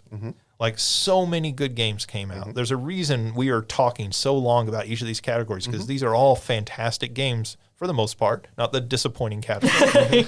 But for the most part, these are all really good games. And yet the industry's saying, we can't survive like this. And like, maybe that's partly that they grew too much too fast. You know, during COVID, a lot of these teams staffed up and everything. But like, when you look at a lot of these companies that have been doing layoffs this year, you just look at it and go, what? How are you laying off this many people? You know, like, companies were laying off 10, 20% of their employees.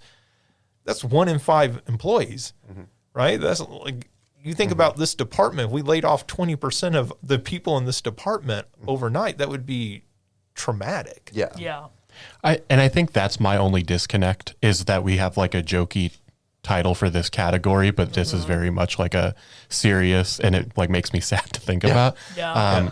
Is like the only reason I would like distance from it for this category, but it is absolutely like should be talked. I mean, is like every single episode we had we were talking about some different company laying some number of people off. Yeah. But I mean, I think it is chaos in the industry. Oh, absolutely, yeah. Like, I mean, if you're a developer in the industry right now, it's probably a fairly scary time. I would think. I am just even thinking about getting a job in the industry has to feel really precarious. Yeah. Yeah. So I think the leaks are a big story, but like, the leaks for Grand Theft Auto 6 turned out not to be that big of a deal. The Insomniac were much bigger, but, you know, again, maybe I think in not. comparison. Yeah, not as big as these others. Yeah. Yeah, I think Unity pricing is definitely on there. I think kind of like Mario. I'm like, Mortal Kombat 1 on the Switch fits with the chaos. Yeah. And the industry layoffs and closures fits with chaos.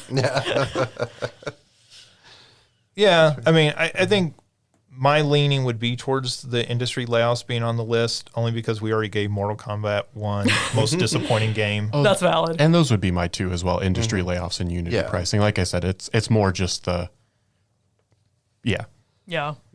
Well, and this is where I'll agree with you. I think Unity wins this category. Yeah. Because I think it is Unity the was most so- chaotic. Yeah. Yeah. story of Unity the was year. very fast paced. Well, and it's also just crazy. Like, there are financial reasons why you lay people off. The move that Unity made was the move of a madman. Like, and that's how it felt. It felt like the CEO of that company was like, this is what we're doing. Everybody was like, oh, I don't think we should do that. And he said, nope, this is my plan. And then it all blew up. And remember, he left like a week later. Yeah. Yeah. All right. So we're in agreement. Unity wins. Yeah. Yes. Okay. So our chaos news of the year is Unity pricing, while the industry layoffs and closures get the runner-up position there. Neither of those are happy stories. They are chaotic stories. All right, next category, most stylish game of the year. And our nominees are Super Mario Brothers Wonder, Thirsty Suitors, and Liza P. And Hi-Fi Rush. And Hi-Fi Rush, yes. How did I leave that off to begin with? I think for me, I think Hi-Fi Rush. Like, I think about the look of I'm not familiar with Thirsty Suitors, so I can't speak to that. But like I think about like the look of Lies of P, and it's cool, but Hi-Fi Rush is very stylistically defined. And like I think about Super Mario Bros. Wonder, and I'm like, it's cool, it's pretty, it's Nintendo. Yeah. I think it's Nintendo doing something that they haven't done in a very long time with the Mario franchise. Yeah. The 2D franchise. Yeah. Like, It is definitely a bold decision to change the look. You know, even if it's not a drastic change, any change feels like a drastic change. You're talking about Mario. Yeah. but you know, it even extends beyond the look. It's the wonder seeds and the way they change every level, and that it's every level for the most part is completely different. Yeah. Like what it does. Like that is, this game feels like the most unique Mario game, at least 2D game, since the original Super Mario World. And like, you know, there are people arguing, is this the best 2D Mario game ever made? And like, I never thought I would hear that of a, you know, again, a game released in 2023, people would be arguing this is the best 2D Mario game ever made. Yeah. And so like, I think there is something to be said about the, you know, the style of the game. I think I would argue though, that I would agree Hi-Fi Rush, I think, pulls that off more cohesively. Like, you know, again, this is a Mario game. It looks like a Mario game. Yeah. It's not a total departure. It's kind of the way I feel about Final Fantasy 16. Yeah. You know, I think it's peak what they do. It's what they do for me. And I'll make an argument here for Thirsty Suitors. Thirsty Suitors is... Yeah, what is this game? Okay, so you weren't on the episode. We talked about this. So Thirsty Suitors is, what if you took Scott Pilgrim, but you swapped Scott out with a South Asian lesbian, bisexual woman. And so it is, but like, so you have fights in this game, but your fights are like you putting each other down. So like So it's Dream Daddy. you have to fight your evil exes essentially. And Scott Pilgrim meets Dream Daddy. I'm here for it. And the way that you do that is by like lowering their steam. So there's, So are you like reading them? well, you're like I'm trying to think now, like what the specific things that you're doing with it are, but like yeah, you're like kind of like criticizing their clothes and stuff. Do I just need to look up a playthrough of this game? I Yeah, think the answer like- is yes. Yeah, like, and this game has weirdly like has skateboarding sections in it, but like it also has just this really cool like kind of comic book pop art style to it that just makes it look not like anything else that's really out there. It does look great. I downloaded it, did not play it over winter break just because of other stuff, but it looks great, and I think it does have a yeah. Okay, yeah, scrolling Google Images, this does look very pretty. So I am on board with it for sure. I think I mean I'd probably be on board with any of the other three to be with any of these three. But I can appreciate that it's, like I said, as what I imagine is probably an indie game. You know, there's always think it's Annapurna Interactive. Oh, published okay, it. okay. Yeah, I it sounds great. So we're getting rid of Wonder. I would personally get rid of Wonder in place of Thirsty Suitors. Okay. Okay. So are we going 1 is Hi-Fi Rush and 2 is Thirsty Suitors, or are we just accept, or are we... Well, we have Liza P. I still didn't on here. okay, that's what I didn't know what we were still... And I don't, if you all want to make an argument for Liza P, I'm from what I'm seeing on Google Images, so like a very brief look. I think that Thirsty Suitors is more stylistically interesting than Liza P.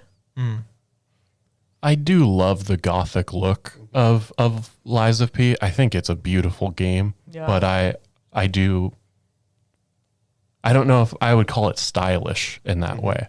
It is, of course, but it's, I think it has a very distinct style. Like, Yeah. I mean, Yeah. it's very much going for that Bloodborne sort of style, but like it's something that makes it stand out, right? Like they could have very easily gone with a generic medieval knight sort of look, Yeah. like the Dark Souls games. They didn't. They went with something unique that makes it stand out, which is really what we're talking about in this category, Yeah. right? It's something that looks unique, stands out. Like, well, and I guess based on what you just said, I would be okay cutting Liza P if the style it's going for is just another game style. If our initial yeah. point is to compare it to, well, Bloodborne did this. Well, that may be unfair on my part. No, but I think it's fair because I think that was everybody's initial reaction. Like, oh, they're going for the Bloodborne look, and it's a great look. Like, there's a reason you should try to emulate it. But I think the fact that Thirsty Suitors is doing its own thing, I would give the nod to that for that reason at least. Yeah. At least I would be okay with it. I'm fine if other people still want to argue for Liza P. No, I think for me it's the same thing I said with Super Mario Bros. Wonder. Like it's really well done. It's just familiar in a way that I think Hi-Fi Rush and what I see looking at Thirsty Suitors isn't familiar to me. All right, so Hi-Fi Rush wins here. Sure. I guess I'm not like, well, I guess we just said that we did the same thing for Hi-Fi Rush with Jet Set Radio, but I mean, maybe I just like Jet Set Radio. Well, I think it's also a much longer time period between those, right? And, yeah, and I guess nothing's entirely original, of course. But I think when I think of like beat games, I think of like Guitar Hero and Rock Band, and like that's the aesthetic I would expect from them. It So does play differently, whereas Liza P is trying to be another Souls-like. It plays differently than Bloodborne, of course, but and does some interesting things of its own. I don't want to just say, oh, there's a Bloodborne clone. I certainly don't want to diminish it in that sense, but that would be, like I said, I would be fine with those two really in either order. I guess what I would say with Hi-Fi Rush is we keep talking about the graphical presentation, but like what also is really stylish about the game is the way that you play it. It is a brawler that you play on the beat, and you reward it for hitting the beat, and it does that. And when I talked about this game originally on the podcast, the thing I noted was I'm not a very rhythmic person, and yet that game makes it still a game you can play even if you don't have that great rhythm. I think that's the thing. You could probably play through that entire game not on beat, Right. and you would still get to play it, and it would be just fine. You would just be a little bit weaker. Right. And that's part of the style, I think, is like how you're actually playing it, right? And we talked about that with Thirsty Suitors, which is a big part of it as well. But I think that's also a big part of Hi-Fi Rush. I also think Hi-Fi Rush might be the better of those two games, even though I think Thirsty Suitors is really cool. So I would probably lean towards it. All right. So if we all agree, then most stylish game of the year is Hi-Fi Rush with Thirsty Suitors as our runner-up. All right. Our next category is Badass Game of the Year. And so, like, we didn't have any heavy metal first-person shooters this year, unfortunately, but we still have some games that I think, like, for different reasons, end up in this category. Maybe we will have something else added into here. Anyways, our nominees are The Legend of Zelda Tears of the Kingdom, Armored Core 6 Fires of Rubicon, and RoboCop Rogue City. having played none of them and having no real horse in this race, I just have to say Armored Core Fires of Rubicon is a great name. That wins badass name for me. Yeah. Sort of like Metal Hellslinger last year.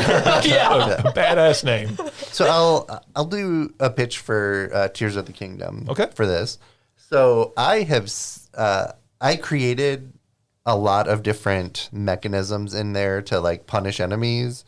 But I didn't do some of the stuff that I've seen other people do. Like I've seen huge like contraptions that like grabbed enemies, shoved them in a cage, and electrocuted them to death, and just like massive flying fortresses that just would come and just bring hell to every single enemy that was on the ground. There was some really, really amazing things that you can make in Tears of the Kingdom.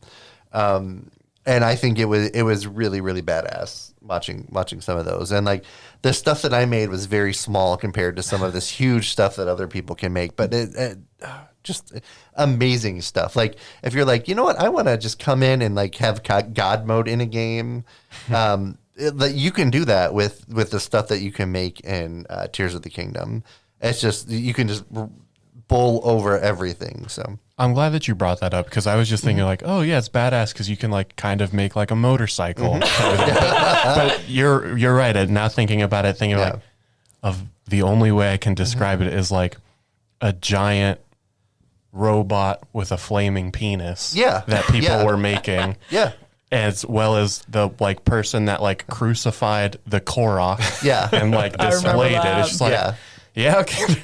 There's a lot more to what you could do in that game than I remember. Well, that's why this is in this category because I think at first everybody's reaction is a Zelda game is badass. Yeah. That doesn't make any sense. And then you actually like start thinking about like what that game allowed you to do. It allowed you to break the game. Yeah. Right? Like Nintendo, who's normally pretty precious about their game worlds, said, okay, we're going to build a game where you can break it.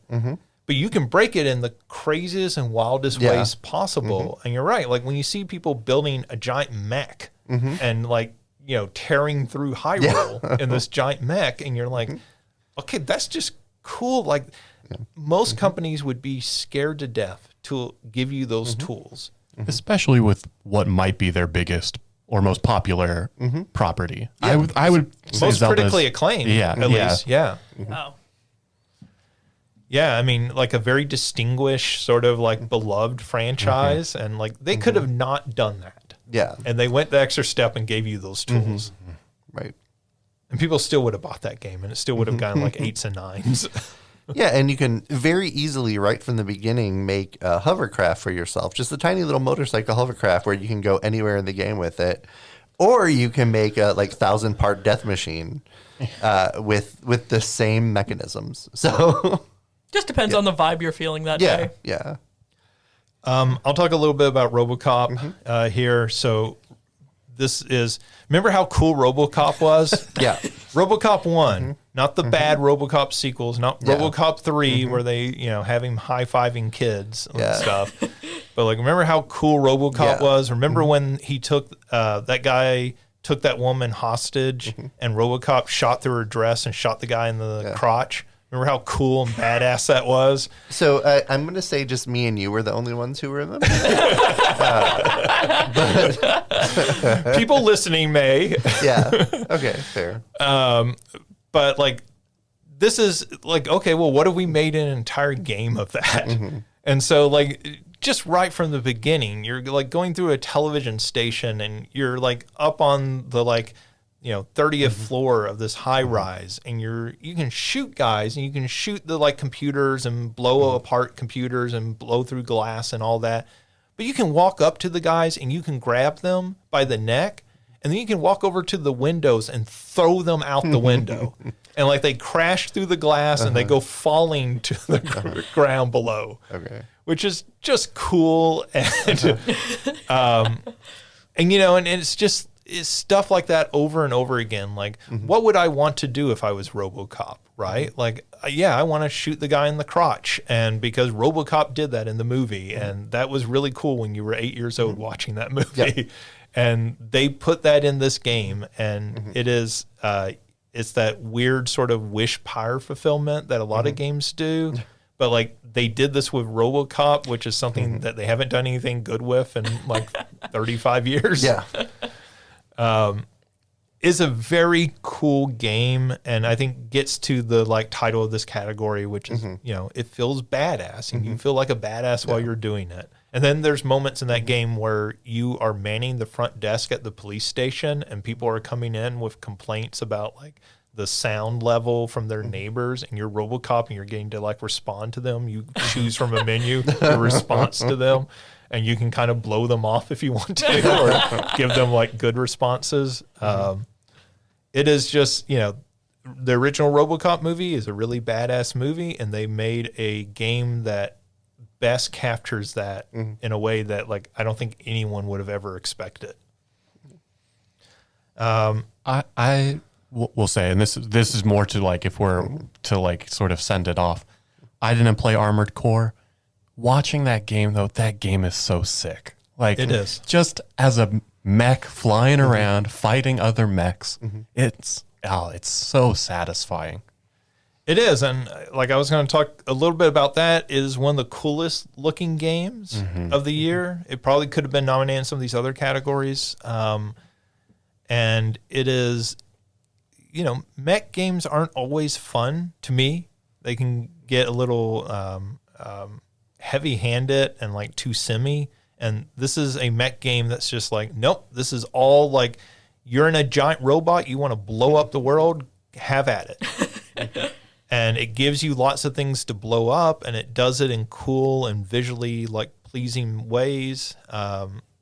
It's a very cool game. It is the definition of this category, right? Like I think both it and RoboCop very much fit this category. I think Zelda's the odd man out in this category, but for good reason. Yeah, from what it's sounding like, again, having not played any of these games, but it sounds like Tears of the Kingdom is badass if you make it badass. The other two are just straight up badass. Yeah, I mean, I think that's fair. But, and I don't think that's a hit against Tears of the Kingdom by any means. Yeah. Like that's, there's something to be said for it's badass that you have to go in and make it that way. Yeah, I can agree. I can agree with that. Because you can play through Tears of the Kingdom and not see anything badass, honestly. Yeah, so that's fair. Yeah. Whereas the other two games, it's not really possible. Yeah. You're going to see something badass. Yeah. We're going to have to put the explicit warning on this one because of the language. Look, it's the name of the category. We're not going to do bad beep the entire time we're talking about it. Bad beep. But while we're talking about it, though, fucking bears is pretty badass. That's true. If that were a bigger part of that game. If that was the entire point of the game, if it was a bear fucking simulator. That's the entire point of my 20s. But so. All right. None of us want to touch that. For good reason. So like I actually think I would lean towards Armored Core winning this because Armored Core is a better game. And I think did you play Armored Core? I did play a little of it. I haven't got to play as much as I want to. I think it is I think RoboCop maybe wears out its badassness. Whereas Armored Core never, in what I've played and what I've seen, never wears out that badass level. Whereas RoboCop, if you played the first couple of levels, you've seen most of the badass stuff that you want to see. It's still a good game. I mean, but it's maybe not at quite the same level. All right. So our badass game of the year is Armored Core 6, Fires of Rubicon. As Alicia said, it just has the most badass name of any game this year. And with our runner-up, RoboCop Rogue City. All right. Our next category is Adaptation of the Year. And Alicia, you talked about this quite a bit, so I went ahead and added it. Our first nominee is Liza P. Our next nominee is The Last of Us. Okay, so let me actually back up here. One when we talk about adaptation of the year, originally this category started and it was going to be like just movie or television, but then lots of video games are actually adaptations. So I decided just to roll them into one, and let's just talk about adaptation, sort of broadly. So Lies of P, video game, Last of Us, the television series on HBO, the Super Mario Brothers movie, Gollum, the video game, Mario's favorite, RoboCop Rogue City, there again, and Castlevania Nocturne. This is the new Castlevania animated series on Netflix. Okay, I do have to shout out some.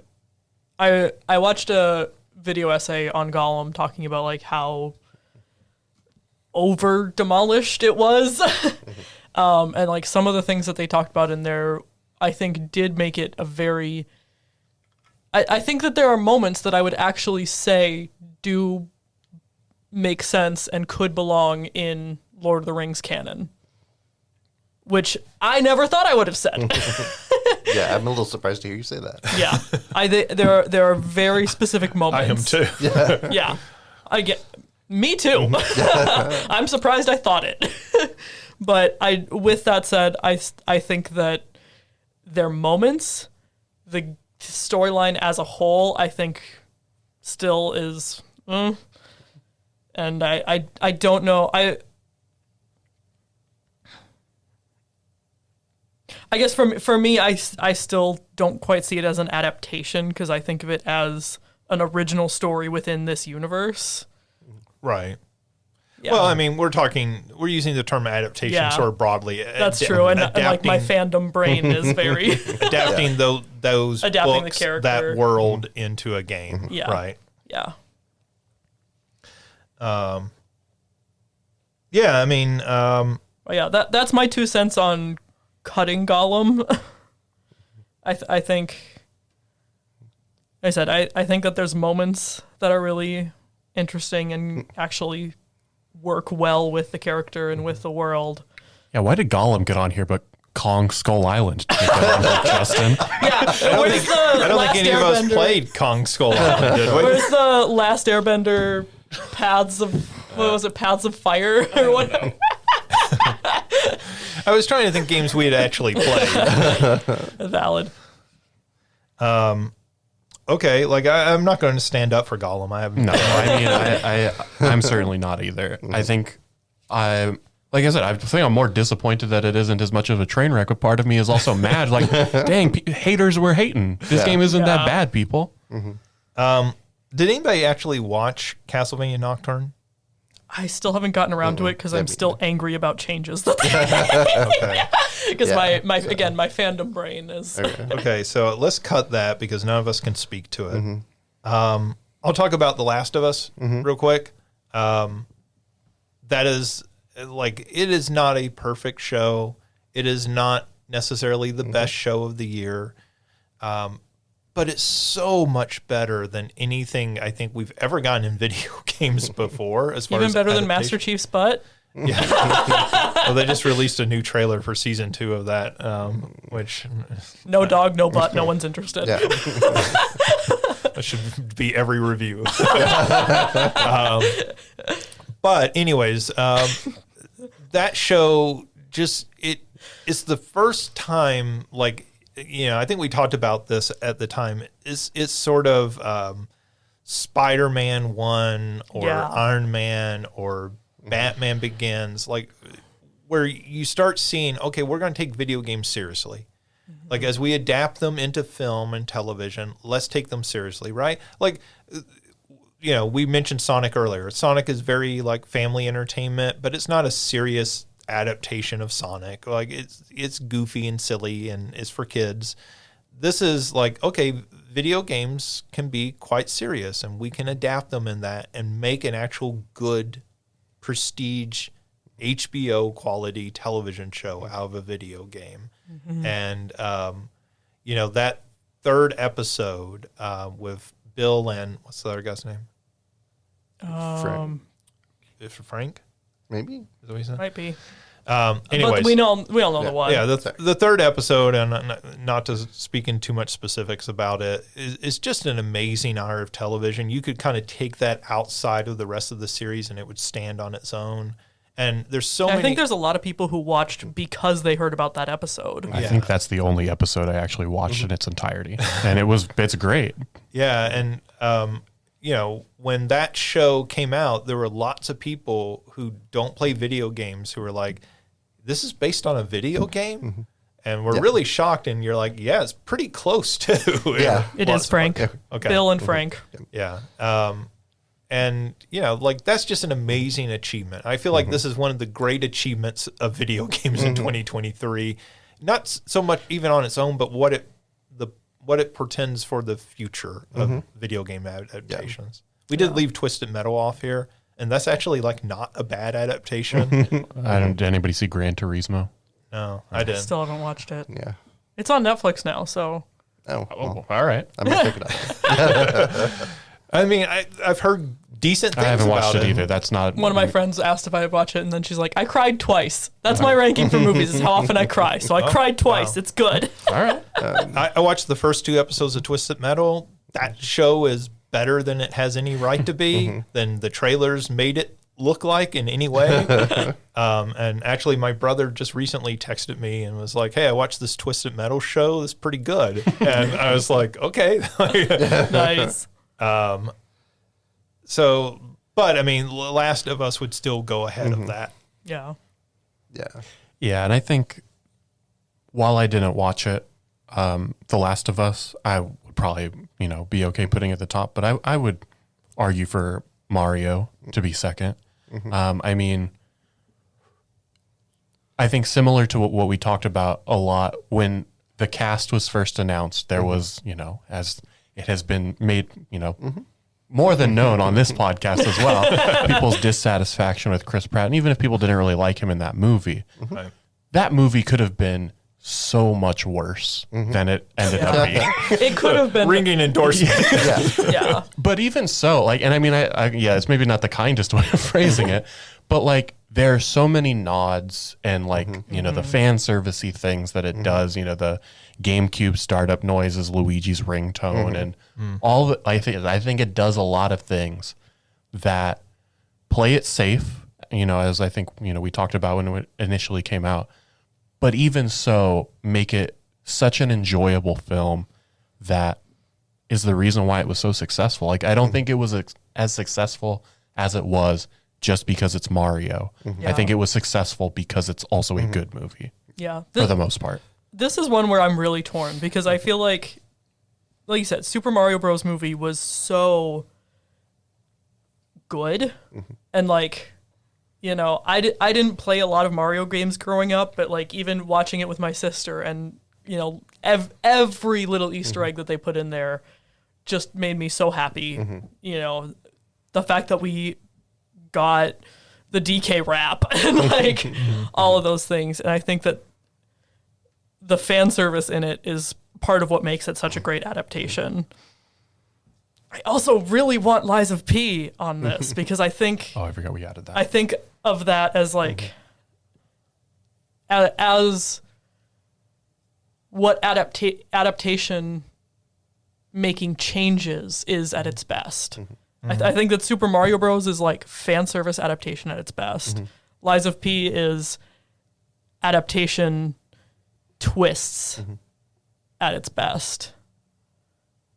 So I am very torn on which. I think Last of Us is an easy.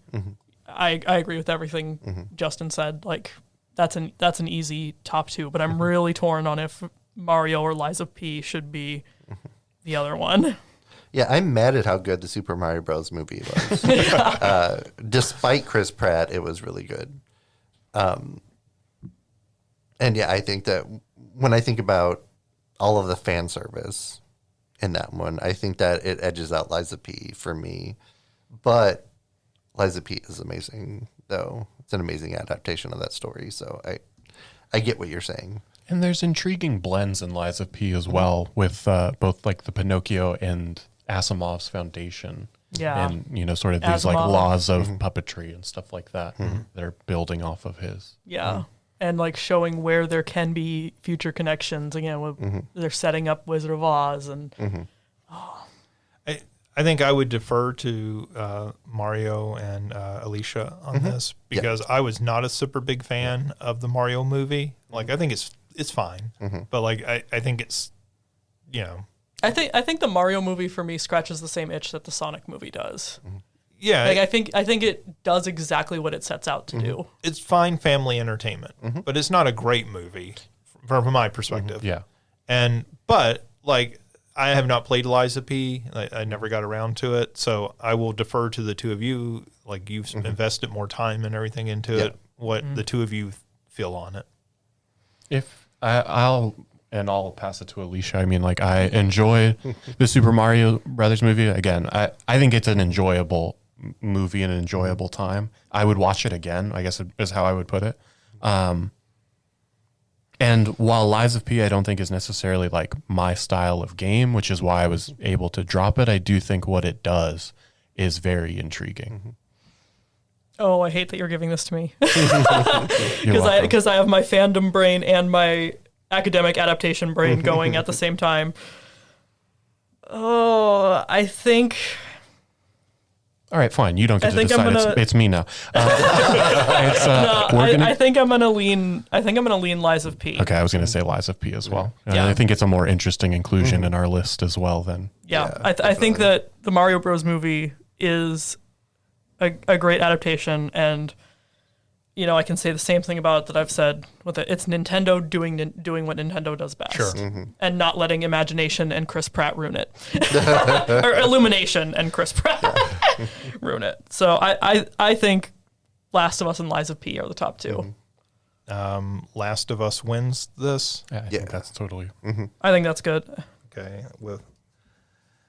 So your best adaptation of the year is The Last of Us TV series with the Liza P as our runner-up. All right, our next category. This comes from Mario. This is Justin's Deal of the Year. We usually get Justin's Deal of the Week. This is Justin's Deal of the Year. Our nominees are the Xbox Series X dropping to $350, and the deep discounts on handheld PCs. So when we talk about this, we're talking about the ROG Ally or the Steam Deck and stuff like that. Look, I'm just going to say, only one of these got OJ to do an impulse purchase. That's true. That's exactly Live on air. That's exactly what I was going to say as well. I have a slight update on that too. So because of that, and I've been playing Castlevania Harmony of Despair, and I needed someone else to play with for the multiplayer stuff. I actually bought a Series S on top of that for someone else and a TV. Okay. So you've got me in over $1,000, Justin. OJ, you could have just brought a Series S for me. I had a TV. I mean, I have a Series S. I would have just played with you. Well, I offense to that person. I would have played with you. I did play with my friend Josh specifically, so I had to buy him. I'm surprised That you was know. fine. There's a clear tier list of friendships. But if y'all want to spend $55 to get all of the Harmony of Despair stuff, I will play with you because I love that game. So you have to buy me an Xbox first. That said, I think we did forget to include that Justin got Christina to buy Spider-Man PlayStation. I did forget that. That was I forgot, what was that? Was it $400? I think the so. PlayStation was. It was $400 or $450, but I think it was $400. I think it was $400 because it was with Spider-Man. That's too. right. Yeah. So Yeah. Yeah. I'm running everyone into debt. I was gonna say, I feel like that QVC sale as well. We didn't talk about Oh, how we yeah, showed the the text QVC you sale. messaged us, and OJ was disappointed that he had bought. What did you Yeah. buy? So I bought Some Super Mario RPG. Wonder, Oh, Wonder, and okay. RPG both. And then the next day they came out on sale. On QVC. QVC. Yeah, Yeah. What, $20 off, $30 off, or something like Which that? was Yeah. amazing for Nintendo games because Absolutely. they Yeah. never go on sale. yeah. Yeah. which is why I went right after and bought them. And I didn't think, oh, maybe I should wait for a sale. Didn't wait for Justin's deal. Yeah. That'll learn you. Yeah. That's why they knew the minute that you gave us you gave the deal of the Xbox. Yeah. They were like, I'm on board. But I do feel like, Justin getting OJ to buy 2 Xboxes I feel like that is more. That's the most insane story of the year. That's the most chaos news. News of the year. Yeah, I feel like just number delivered one. it. I feel like number one has to be the Xbox, and number two has to be Christina buying the PS4 5. Yeah. And the only reason there's no competition is because you went out and bought more. Yeah. And because I also had to pay $55 for Castlevania Harmony of Despair, because when we had played it before on the same 360, I only bought it on my account, and it wasn't on both, but we could both play it. Although, listeners, let us know if you also bought any of these other systems because of what Justin said. We could, this could be updated next Yes. week. Right. Please email your purchases by Justin's Deal of the Year to justin.young@slu.edu. I think those are fine arguments for those two. I might give the runner up to the deep discounts on handheld PCs, but Sure, you bought a Steam Deck, right? That's yeah, true. I did buy a Steam Deck. Okay, so how much was the Steam Deck? I forget how much it was. It was probably around 400. Oh, okay, so that puts it on par with the PS5. And Justin's buying into his own deals. That's a legit That's deal true. right there. That's true. I'm using my own stuff. That's true. I do think it's more. I think it is more chaotic though that I got Christina and OJ to buy our new game systems. Yeah. So, do we want to say Xbox One and PlayStation 5 as runner-up? That's fine with me. I think so. All right. So, Because it's one thing to spend your own money. It's another to get other people to spend their money. That's influencer power, Justin. Yes. yeah, I know You can tell your students, I'm an influencer. Where's your TikTok, Justin? of my immediate Your friends. pop culture class, your first lesson, it's actually on me. Here's how much money my friends have spent the last 3 months directly because of me. This is why none of them will take my calls anymore. OJ, I've got a great new deal. I don't have a paycheck yet. Shut up. New phone, who's this? Click. That is why he's getting a new phone. Yeah. Doesn't want to get my text. All right. Justin's deal of the year is winner is the Xbox Series X dropping to $350, causing OJ to spend $1,000. And our runner-up is the PlayStation 5 at the Black Friday deal for $400, which got Christina to buy into the PlayStation ecosystem. All right. All right. Our next category is Best New Thing. So this is something very specific. So not best new game, but best new little element within a game. Something that kind of stood out to us this year that we thought really was cool, and we probably hope might make a comeback, might get used again in a game in some form or fashion. Our nominees are the Talking Flower in Super Mario Brothers Wonder, Ochi in Pikmin 4. I mean, look, that does sound like a Pokemon name. Yeah. That is the dog in Pikmin 4 we were talking about earlier. Ultra Hand in Legend of Zelda Tears of the Kingdom. That's the ability to put things together and build things. The Hitman Freelancer mode and the climbing mechanics in Jusant. I think in terms of cute, I want it to be Ochi. It's just so cute. I want one.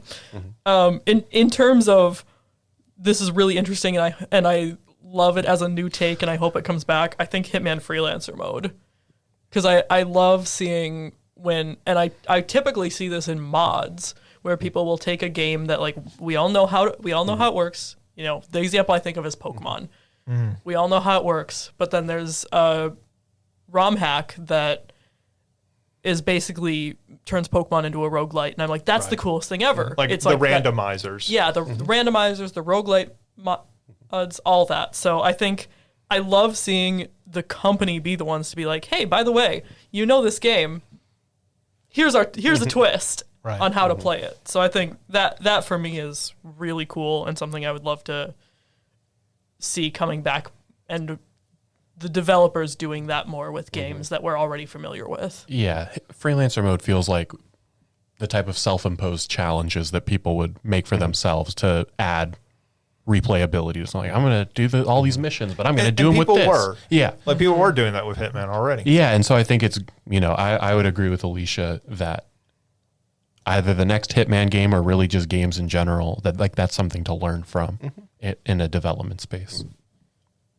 Yeah, I think Jusant, the climbing mechanics are really cool. I don't think it competes really very well in this category. I don't think it'll be in our final two.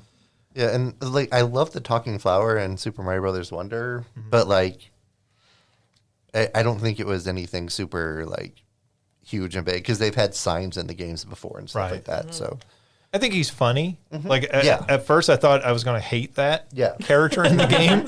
And then he ends up actually being like sort of useful and pointing you in interesting directions and actually having some funny lines. And like he's actually talking, which is like, not what you expect in a Mario game. Yeah. But yeah, I can understand that. Right. So because I was talking about before too, Ultra Hand and Tears of the Kingdom change, like you can make a mech who in 1990 when we were playing like regular Zelda games, who thought, hey, in 2023, well, you can make a mech and destroy Ganon, right? And it for a game that was set in the same world as the previous one, it changed it dramatically. It made the whole game different. Even if you didn't use it that much, it really, really changed the game much for the better.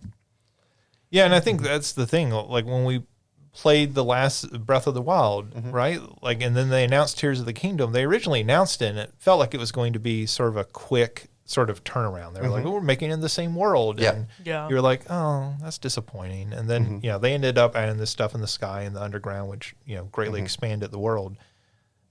But the thing that really makes that game like feel dramatically different are those new abilities. Right, so there's the ascend ability where you can ascend up to the next through the ceiling of something, but like it's really the Ultra Hand that really kind of changes that game, and like you don't even know that.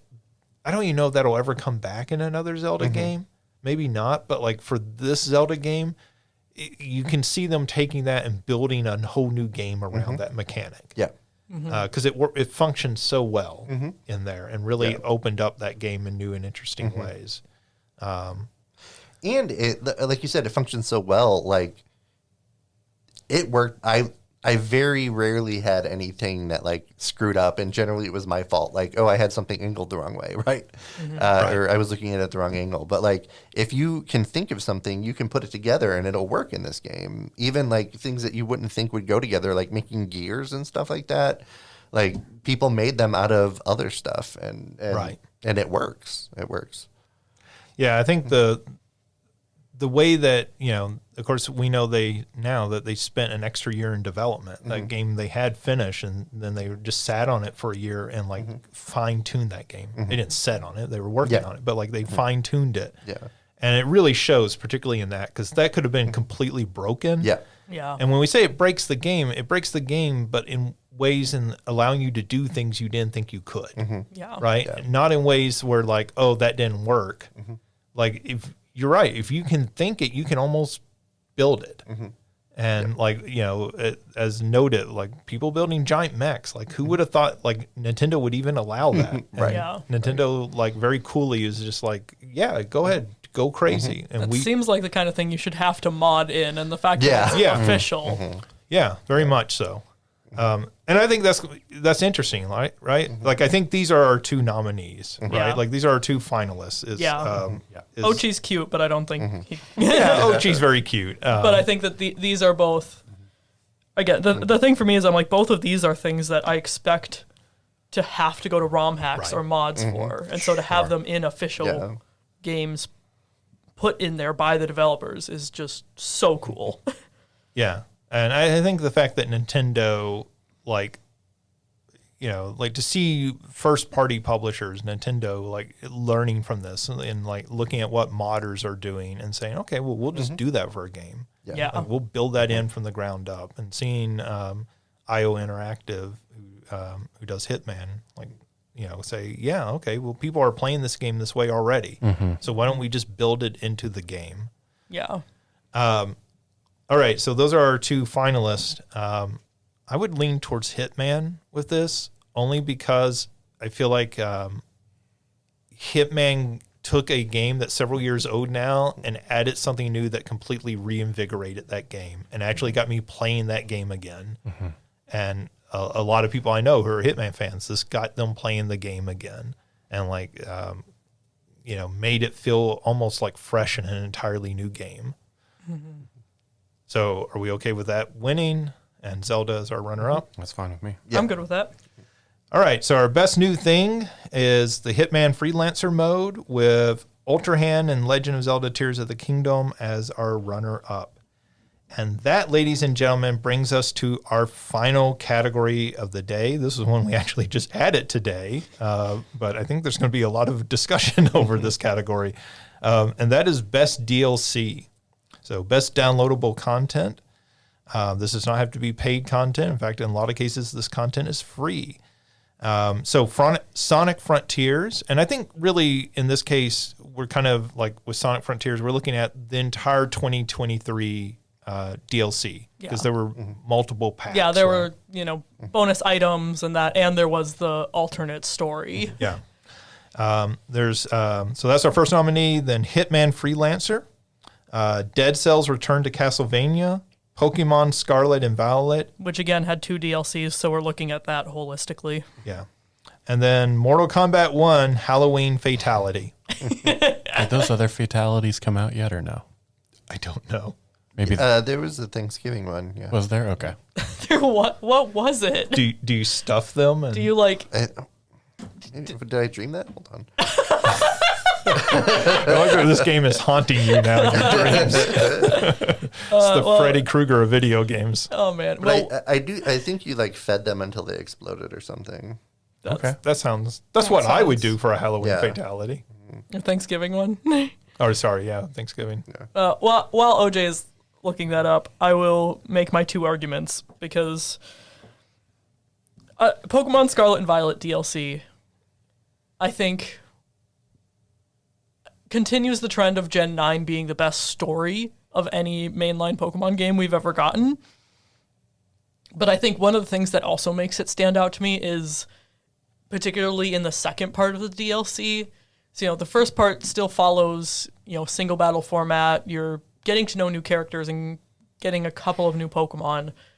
But the second part of the DLC, everything is double battles.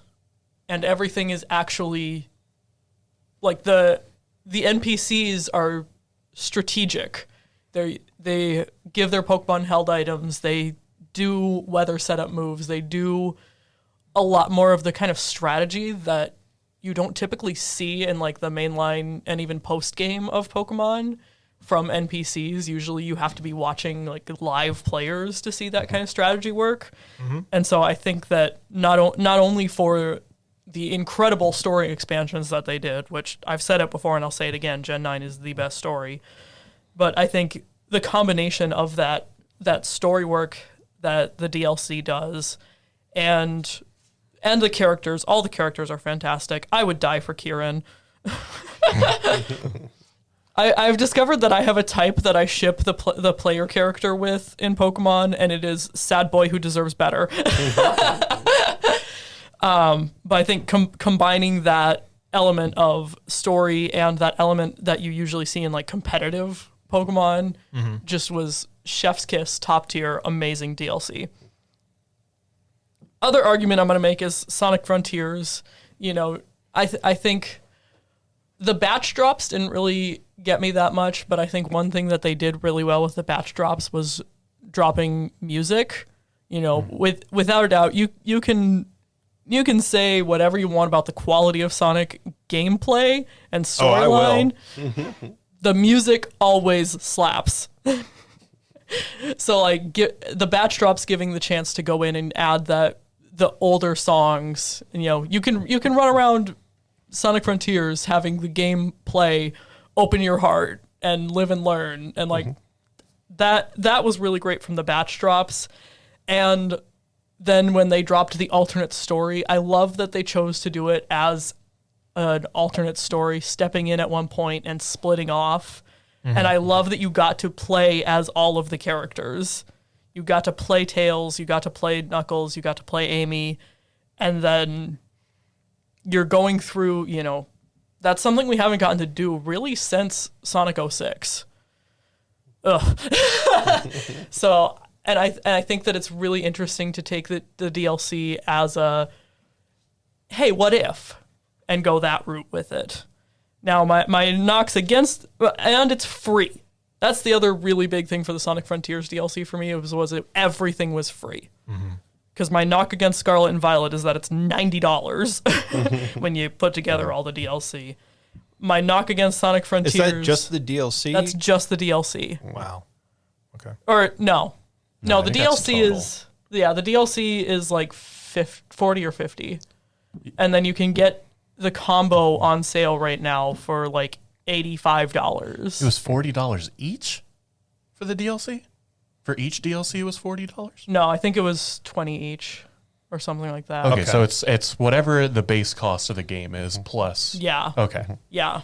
I was But about to say, no, that I'm sorry, Alicia, that cannot be best DLC. Yeah. No, and part one, I think there was room for, you could see it, there really needed to be part two. I would have loved to just see it be all one drop or just charge us once, Nintendo. So yeah, the fact that the Sonic DLC was free, and I think the Sonic has fixed the problem that I had when they first dropped the DLC. Even easy mode was absurd. Okay. Right. That was going to be my question because I remember you talking about that it was too difficult. It was too difficult on easy mode. They have gone back and fixed that now. So that was my one knock against the Sonic DLC, but the fact that they've fixed it makes it a win in my book. I'll talk about Dead Cells Return to Castlevania. You know, obviously this got me back into playing Dead Cells, which is a game I liked quite a bit when it came out. But this got me to go back and replay it. There's so much love put into this DLC. I mean, just the remixes of the music and the like, how are we going to adapt this into this, you know, procedurally generated roguelike action game. And then there's the little hidden things sort of in it. So like you can, bit of a spoiler, you can like end up in the inverted castle and all those sorts of like little things in the game. You know, there are ways to beat Dracula multiple different ways, multiple different times. And so it is just a love letter to Castlevania wrapped in Dead Cells, which is one of the best action games of the last decade. And, you know, I think it came out, I don't know how much the DLC was. It wasn't outrageously expensive, whatever it was.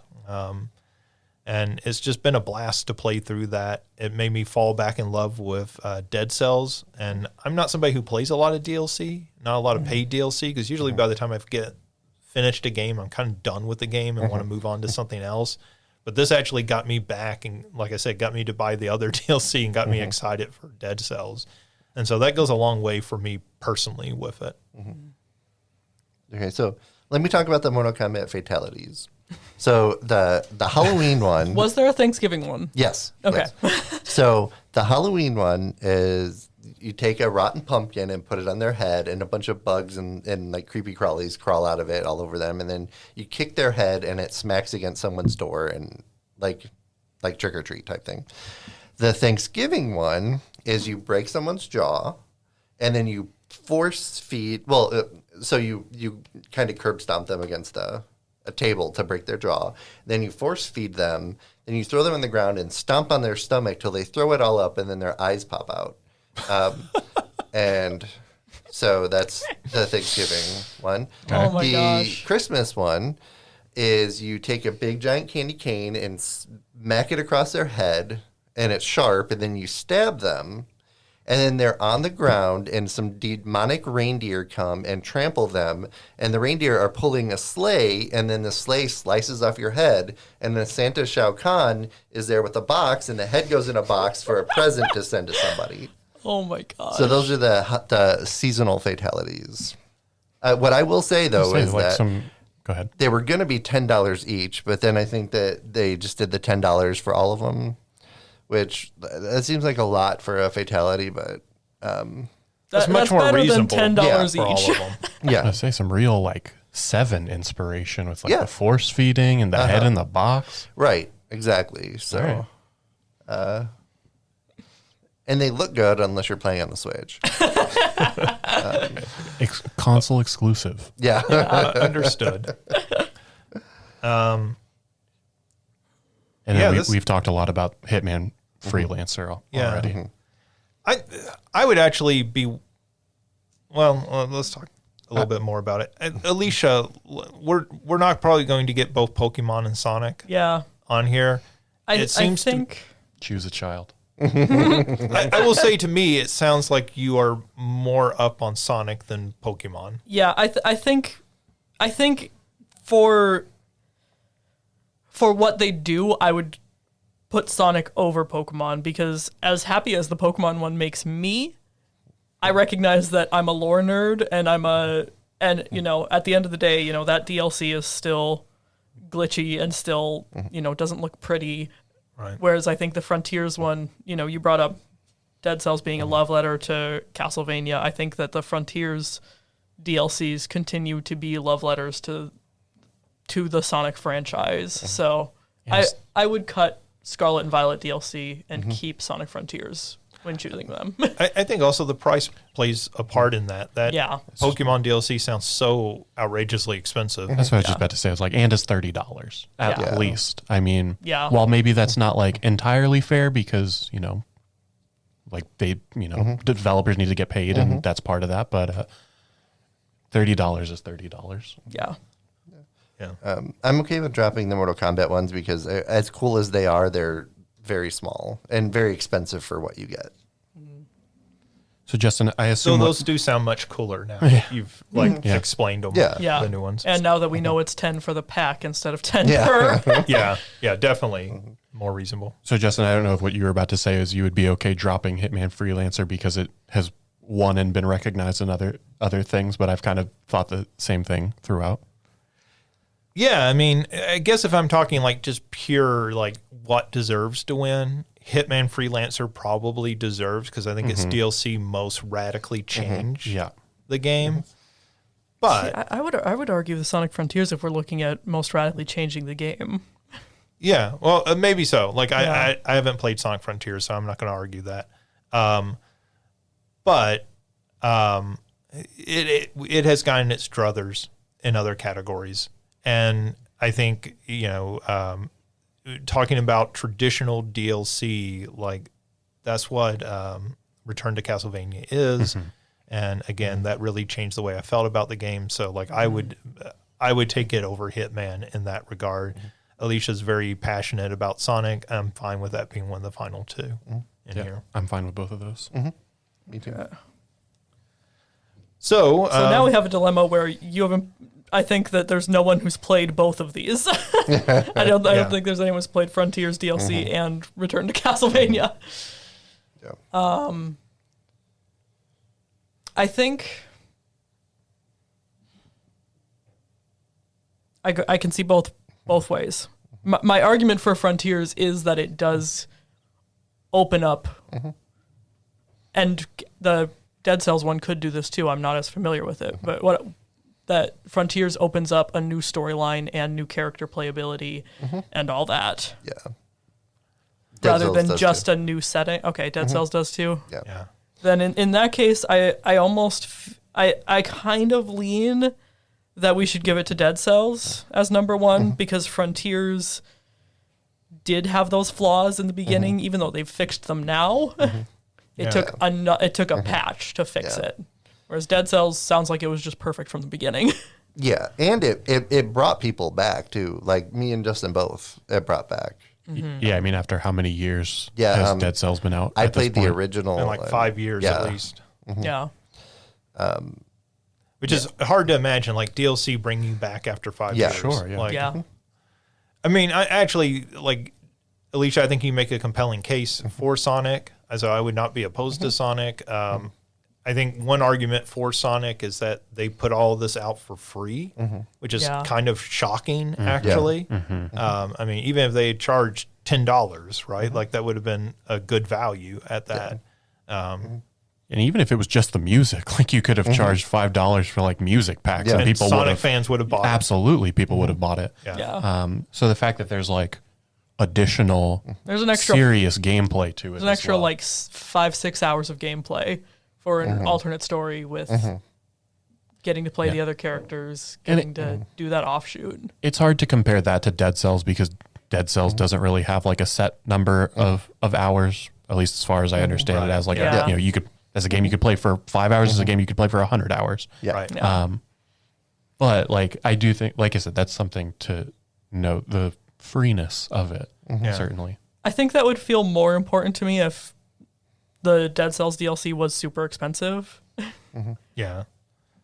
It's not. Now I need to know how much was that. It was 20 or less. Oh, okay. Yeah.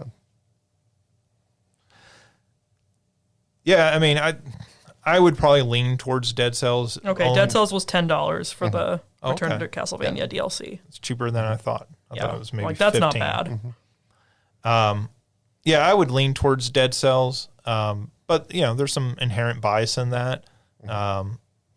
But like, yeah, I think that the $10 price point, like that makes it extremely approachable. Yeah, that's a reasonable price for a DLC. Yeah. But I think what Sega did with Sonic, like, I mean, all props to Sega. Like, they, you know, not only put that game out, that game was like better than anyone thought it was going to be, and then like they have continued to support it, which is, you know, like something that Sega has not always done with their games. So like it feels really good. All right, so Dead Cells. Dead Cells 1, Sonic runner up. All right, so best DLC is Dead Cells Return to Castlevania with Sonic Frontiers, and I'll get those exact names. And don't email us about, oh, but 2077 had really good. None of us played it. None of us played it. Yeah, we should stipulate all of this is stuff that like we have played, right? Like, so we understand there are things on that don't make this, and it is not because we think those things are necessarily bad, but it is because we can only talk about the stuff that we have experience with. So that's where we're coming from all of this with. Yes, Cyberpunk 2077's like Phantom Liberty. Is that the name of it? Sounds right. Yeah, like amazing apparently, but like none of us played that, so can't even begin to speak to it. All right, that does it. That was, wow, quite a marathon. But that's the reason we split these podcasts in two, and we will be back with a new episode doing our top 10, where we will, in addition to that, like we'll rank the top 10, but in addition to that, we are also going to have lists up on our website. So we'll have list of our individual top 10, some guests of the show and different things like that. So actually all of this will probably get released within about a week's time period. So we're kind of recording this a little bit in advance, which is why we haven't talked very specifically about dates and all that. But thank you for joining us. Thank you, OJ, Mario, and Alicia for joining me. Thank you for everyone listening. You can check all of that out on our website at salukigames.com.